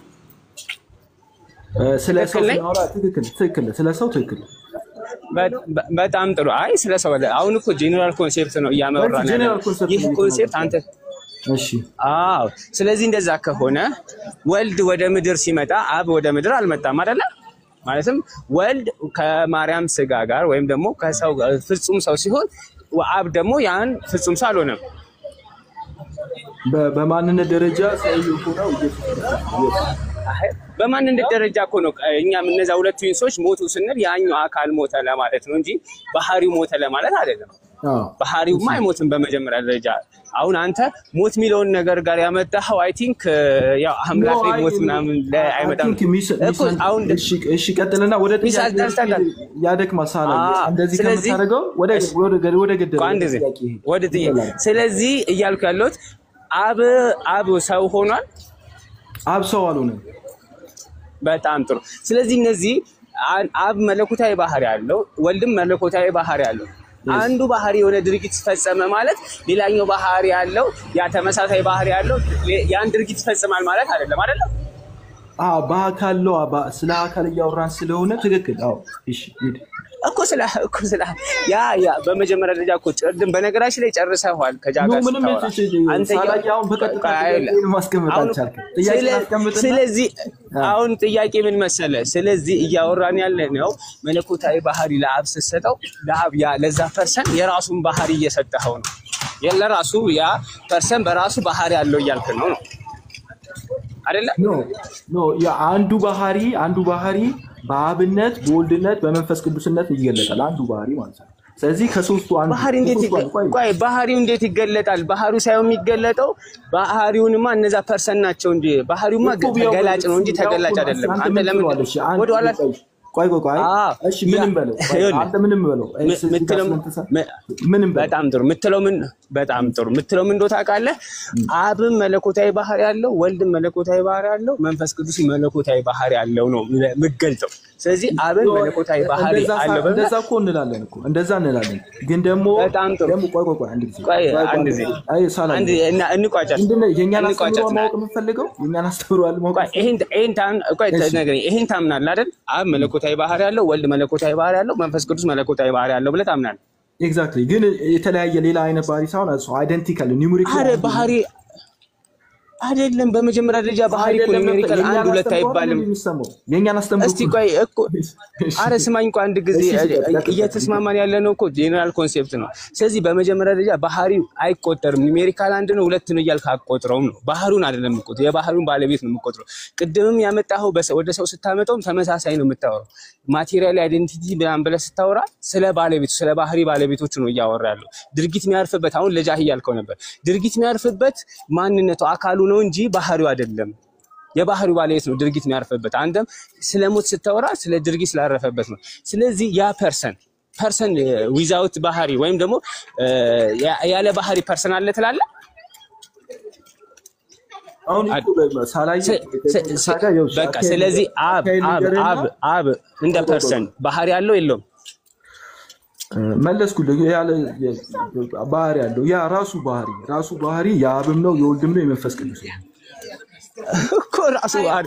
ስለዚህ አንድ ባህሪ አለ ሁሉም ደግሞ ያን ባህሪ የሚጋሩት። እኛም ደግሞ አንድ ሰዋዊ ባህሪ አለ እኛ ሁላችንም እንጋራዋለን አይደል? እሺ የኛ ለየት ተመሳሳይ እኮ ነው።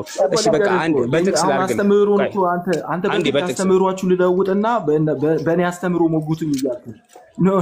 የኛን አስተምሩ ልንገርህና የኛን አስተምሩ ሞጉት እንደዛ ሳይሆን ኮንሴፕቱ ነው መሞገት። እሺ ቀጥል አንተ የምትረዳው ሳይሆን እሺ ቀጥል። አንተ የምትረዳውን ነገር እኮ መሞገት አይጠበቅብንም። የኛን አስተምሩ እንነግርሃለን። አንተ መሞገት ያለብህ የኛን አስተምሩ። እኛ እያልን ያለ ነው ስለ ሰው ስታወራ ለምሳሌ እያንዳንዱ ሰው ሞድ ኦፍ ኤግዚስተንስ አለው። ለምሳሌ ሴናዚ ያለች እሷ የሂውመን ኔቸር አላት የሰው ባህሪ ያላት ራሷን ችላ ለምሳሌ አሁን ዛሬ ቤቷ ልትሆን ትችላለች። ኒውሜሪካሊ ዋን ስላልሆነን እኔም የሰው ባህሪ ያለኝ እኔ ደግሞ ሌላ ቦታ ነው ያለሁት ቤቴ ሌላ ቦታ ነው ያለሁት እንለያያለን እንነጣጠላለን። ስለዚህ ምንም እንኳን በአይነቱ አንድ አይነት ባህሪ ቢኖረንም እኛ የተነጣጠልን ነን። ስለዚህ ሲቆጠር ራሱ ሶስት ሰዎች ሁለት ሰዎች ተብለን ይነገርልናል የተነጣጠልን ስለሆነን ማለት ነው። የተነጣጠልን ስለሆነን ምንን ቆጥረን ሶስት ሰዎች ያልከው እኔ ራሴ የቻለ አንድ ሂውመን ኔቸር አለኝ። አንተ ራስን የቻልክ አንድ ሂውመን ኔቸር አለ። ሂውመን ኔቸሩን ስንቆጥር ግን አንድ ሁለት ሶስት እያልን ማለት ነው። ራሳቸውን የቻሉ ስለሆኑ ማለት ነው። ራሳቸውን ችለው ያሉ ሶስት ሂውመን ኔቸሩን ነው የምቆጥረው አይደለም። እሺ በማንነቱ ሳይሆን የኔቸሩ ባለቤት ነው እየቆጠርክ ያለኸው ነው እኮ። ታዲያ በማንነትማ ይቆጠራል። አዎ በማንነት አሁን አንተ ይሄንን ነገርና አዳሚ እንናገራለን። ስላሴዎች ስንመጣ ይሄንን ለናገር እሺ አሰጠ በስላሴዎች ስንመጣ በአይደንቲቲ ሶስት ብለን እንናገራለን። ለምክንያቱም ኦኬ እንዴት ነው ካውንት የምታደርጉ ስትባል ካውንት በአይደንቲቲ ስንት አይደንቲቲ አለ? ሶስት አይደንቲቲ አለ ብለን ነው። ካውንት ደግሞ ባይ ዲቪዥን ስናደርግ አንድ ብቻ ነው ያለው አምላክነት። there is no division የለውም። ስለዚህ ስለ ሶስት ሰዎች ግን ስትወራ በጣም ጎበዝ ስለ ሶስት ሰዎች ስትወራ እዚህ ጋር ሰውነት ስንት ነው? ሰውነት ስንት ነው? ሰውነት አንድ ጊዜ ልናገር ነገር ሐሳቤን ልጨርስና ከዛው አንተ እንደፈለግ ታወራለህ። እሺ አፍጥነሽ እሺ ስለ ሶስት ሰዎች ስታወራ በአይደንቲቲ ስታወራ ሶስት አይደንቲቲ ያላቸው ሶስት ሰዎች ሶስት አይደንቲቲ ያላቸው ካውንት ባይ ዲቪዥን ስታወራ ስለ ዲቪዥንም ስታወራ ሶስት የራሳቸውን የቻሉ ናቸው ሶስት ቢንግ ናቸው ስለ ስላሴ ስታወራ አንድ ቢንግ ነው ያለው አንድ ቢንግ ስለ ሶስት ስታወራ ሶስት three human being ነው የምትላቸው አንድ ጊዜ ልጠይቅህ ሰውነት ስንት ነው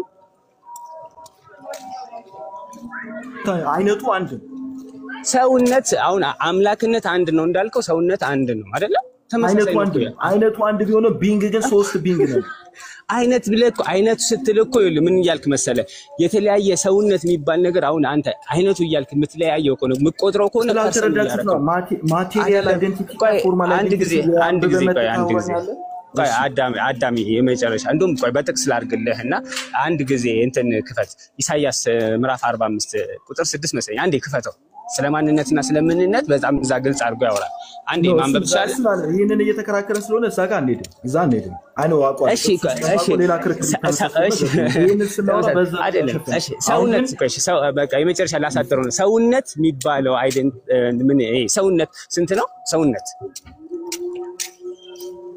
አንድ ነው በአይነቱ አንድ ሰውነት ስንት ነው ያልኩ በአይነቱ አንድ ነው በአይነቱ ስትል ምን ማለት ነው በአይነቱ ስትል ምን ማለት ነው ኦኬ ሰውነት የሚባል ኤግዚስት የሚያደርግ ነገር የለም አብስትራክት የሆነ ነገር ነው ሰውነት የሚባለው አብስትራክት በጣም ኮመን የሚያደርገን ነገር ማለት ነው እኔ አንተ ሁላችንንም እሺ አምላክነት የሚባል ነገር በራሱ ኤግዚስት ያደርጋል ኮንክሪት የሆነ ነገር ነው በ3% እኮ በፐርሰንት ሰውነትም እኮ በፐርሰንት ነው ኤግዚስት የሚያደርገው እንጂ በራሱ አያደርግም ልክ እንደዚሁ ደግሞ አምላክነትም በፐርሰንት ነው እንጂ ኤግዚስት የሚያደርገው በራሱ አይደለም የሚያደርገው ቅድም እኮ ለዛ እኮ ይተይ ኢሰንስ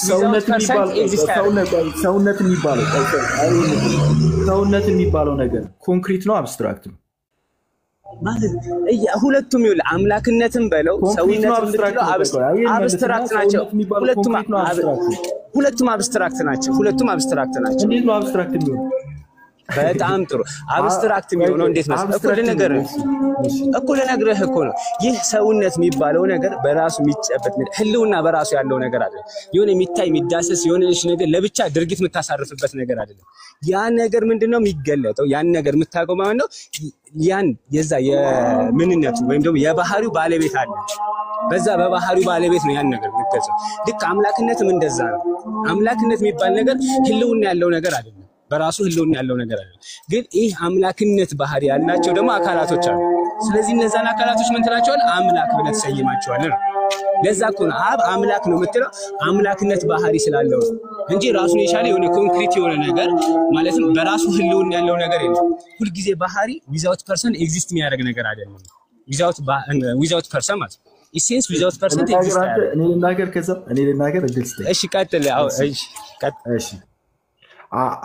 ስለ ዲቫይን ኔቸር ስናወራ ስለ መለኮታዊ ባህሪ ስናወራ መለኮታዊ ባህሪ በቃ ኤግዚስት የሚያደርግ ነገር ነው ካሁን በኋላ የማይጨምር ምናምን በቃ ኤግዚስት ያደርጋል በሶስት አካላት ኤግዚስት ያደረገ ነገር ነው የሚጨምር የሚቀንስ አለ መለኮታዊ ባህሪ ኤግዚስት የሚያደርግ ኮንክሪት የሆነ ኤግዚስት የሚያደርግ ነገር ነው እንደ ሰውነት የሚባል ነገር ግን ለምሳሌ ሰዎች ሲወለዱ የሚጨምር የሚቀንስ ሰዎች ሲሞቱ የሚቀንስ እንደዛ አሁን ስለ እንትኑ አብስትራክት ነው ስናወራ ሰው ለምሳሌ ዛሬ ይወለዳል ይጨምራል ሌላ ሰው ደግሞ ይሞታል ሌላ ሰው ይመጣል እንደዛ እያለ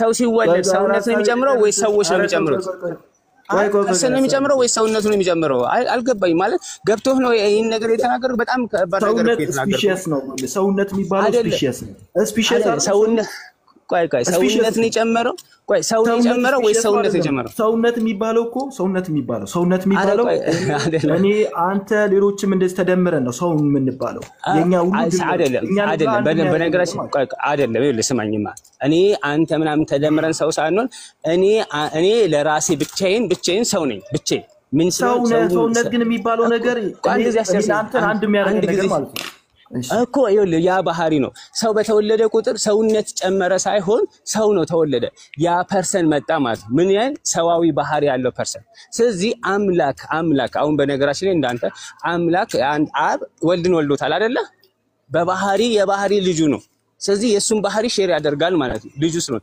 በመወለድ ለዛ እኮ ነው ከአምላክ የተገኘ አምላክ በመገኘት ነው አምላክ የሆነው የአንዱ አምላክ። ስለዚህ ለምንድን ነው ከአምላክ ብዙ ነገር እየነካካ ነው አይደል? እሺ ለማንኛውም ግን አንድ ነገር በቃ እሺ ላጠቃልና ወደ መስጂድ ልውጣ።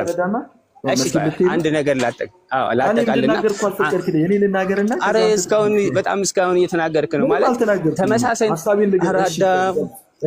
አራዳም ይወል አሁን ቅድም መጀመሪያ እናንተ ስንነሳ ይሄ ምንነት የሚባለው ነገር ገላጭ ነው። ማንን ገላጭ ነው? ማንነትን ገላጭ ነው። በዚህ ምንነት የሚገለጡ አካላቶች ካሉ ከአንድ በላይ ካሉ በዛ ምንነት ይበዛሉ ማለት ነው። አምላክ ብለ አማልክት ልትል የምችለው ይሄ አንድ ምንነት ያላቸው ከአንድ በላይ የሆኑ አካሎች መኖር አለባቸው ማለት ነው። አማልክት ለማለት ያለበለዚያ አማልክት የሚለው ነገር አይኖርም። አማልክት የምትለው በአንድ ምንነት የምትገልጻቸው ከአንድ በላይ የሆኑ አካላቶች ናቸው። ልክ ነው። ስለዚህ ሰዎች የምንባለው አንድ ምንነት አለ። ምን ሰውነት። በዛ ምንነት የሚገለጡ ደግሞ ከአንድ በላይ አካሎች ካሉ ሰዎች እንላለን። ስለዚህ አንተ ምንም ብትለው እንትን ኤግዚስት ብቻውን ይሄ አምላክነትን በለው ሰውነትን በለው መላእክነትን ብትለው እነዚህ ነገሮች ሁሉ ባህሪ በራሳቸው ኤግዚስት የሚያደርጉ ነገር አይደለም። ግን በዛ በፐርሰኑ ይሄን ባህሪ በያዘው አካል ይገለጣል። ስለዚህ እነዛና አካላቶች ምን እንላቸዋለን? በዛ ምንነት እንጠራቸዋለን። አንድ ብቻ ከሆነ በዛ ምንነት በነጠላ ቁጥር እንጠራዋለን። ከአንድ በላይ ከሆነ ደግሞ በዛ ምንነት አብዝተን እንጠራቸዋለን ማለት ነው። ይሄ ነው ጄኔራል ኮንሴፕቱ እንጂ ሌላ ነገር ምትጨመር የሚቀነስ ነገር የለም። ሰላም አለይኩም። በቃ ለማንኛውም ኢንሻአላህ ሌላ ጊዜ በደንብ እናወራለን። እናንተ ቀጥሉ ሌላ ጊዜ በደንብ እናወራለን።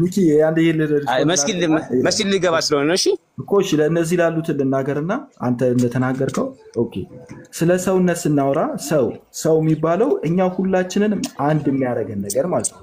እኔ እዚያው ያለነው ወደ 9 ሰዎች አለን አለ እኛን ሁላችን አንድ የሚያደርገን ነገር አለ። አንድ ለምሳሌ ሁላችንም ስጋ አለን። ስጋ የሚባል ነገር አለ። ሁላችንም ነፍስ የሚባል ነገር አለን። ሁላችንም እንራባለን፣ እንጠማለን። ይሄ ሁላችንንም አንድ የሚያደርገን ነገር